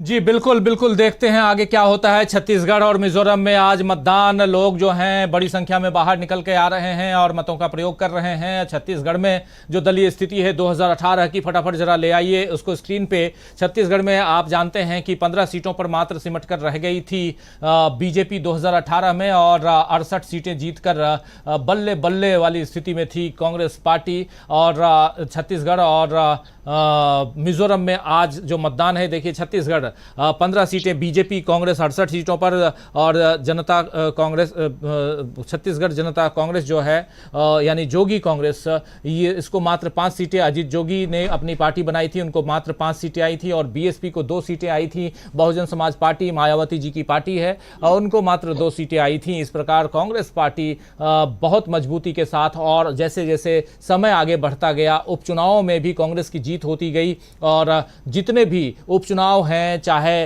म्युनिसिपल कॉरपोरेशन के चुनाव हैं, सब जगह कांग्रेस का कब्जा है आज की तारीख में। लेकिन क्या 2023 का चुनाव जो रिजल्ट है वो कुछ और दिशा में जाएगा। कई लोग कहते हैं कि नहीं जी, यहाँ सत्ता परिवर्तन के भी आसार दिखाई दे रहे हैं। हालांकि ये बता दूं आपको कि हमारे ओपिनियन पोल में कहीं सत्ता परिवर्तन के आसार दिखाए नहीं गए हैं। सीटें आगे बढ़े, घट बढ़ जिसको कहते हैं, यानी कि आगे भी जा सकती हैं, सीटें कम भी हो सकती हैं, सीटें बढ़ सकती हैं, कम भी हो सकती हैं, लेकिन यहाँ सत्ता परिवर्तन के आसार दिखाई नहीं देते हैं। 68 सीटें नहीं बल्कि आज की तारीख में 71 सीटें कांग्रेस पार्टी के पास हैं और बीजेपी 13 सीटों पर सिमटी हुई है। दूसरी तरफ मिजोरम चलते हैं। मिजोरम का क्या सूरत हाल 2018 में था। देखिए, एमएनएफ यानी मिजो नेशनल फ्रंट के पास 26 सीटें थी और 5 सीटों पर कांग्रेस पार्टी थी। जेडपीएम यानी जोरम पीपल्स मूवमेंट ये 8 सीटों पर सिमट कर रह गई थी और 1 सीट बीजेपी के खाते में, यानी एमएनएफ और बीजेपी ने सरकार बनाई। 21 सीटें चाहिए सरकार बनाने के लिए और इस वक्त बीजेपी और एमएनएफ की राहें अलग अलग हो चुकी हैं, दोनों अलग अलग दिशा में, क्योंकि एमएनएफ को लगता है कि बीजेपी के साथ ही अगर बने रहें तो परिस्थितियां बदल सकती हैं। परिस्थितियां इस ढंग से बदल सकती हैं कि लोग इनका साथ नहीं देंगे, और इसलिए नहीं देंगे क्योंकि मिजोरम में जो परिस्थिति हो गई है और वहां पर, माफ करें, मणिपुर में जो स्थिति है वहां भी कांग्रेस की सरकार है और वहां के लोग काफी नाराज हैं। कुकी और मैतेई के बीच में वहां जो कॉन्फ्लिक्ट है उसमें खासकर कुकी जो काफी हैं वो डेरा डाले हुए हैं। लगभग 60,000 कुकी आज की तारीख में मिजोरम पहुंचे हुए हैं। तो मिजोरम से लेकर मणिपुर की कहानी, और उसमें मिजोरम में भी मतदान और मणिपुर और इधर छत्तीसगढ़ के एक फेज का मतदान, और इस मतदान के बीच हम आप तक पहुंचा रहे हैं पिछले 1.5 घंटे से कि क्या कुछ चल रहा है। इस प्रोग्राम को यहीं समाप्त करने की इजाजत चाहता हूं। जनमत में अभी यहीं आपसे विदा चाहता हूं और इसके बाद एक अंतराल के बाद फिर अपने अगले कार्यक्रम के साथ फिर से हाजिर होऊंगा। और बहुत शुक्रिया अदा करना चाहता हूं आप तमाम साथी जो हमारे साथ बने हुए हैं, और आप लोग अपील भी कर रहे हैं कि चाहे कुछ भी हो जाए आप घरों से निकलिए और अपने मतदान केंद्र तक जाइए और मतों का प्रयोग कीजिए। ये बात आप लगातार देख रहे हैं। बहुत सारे साथी हैं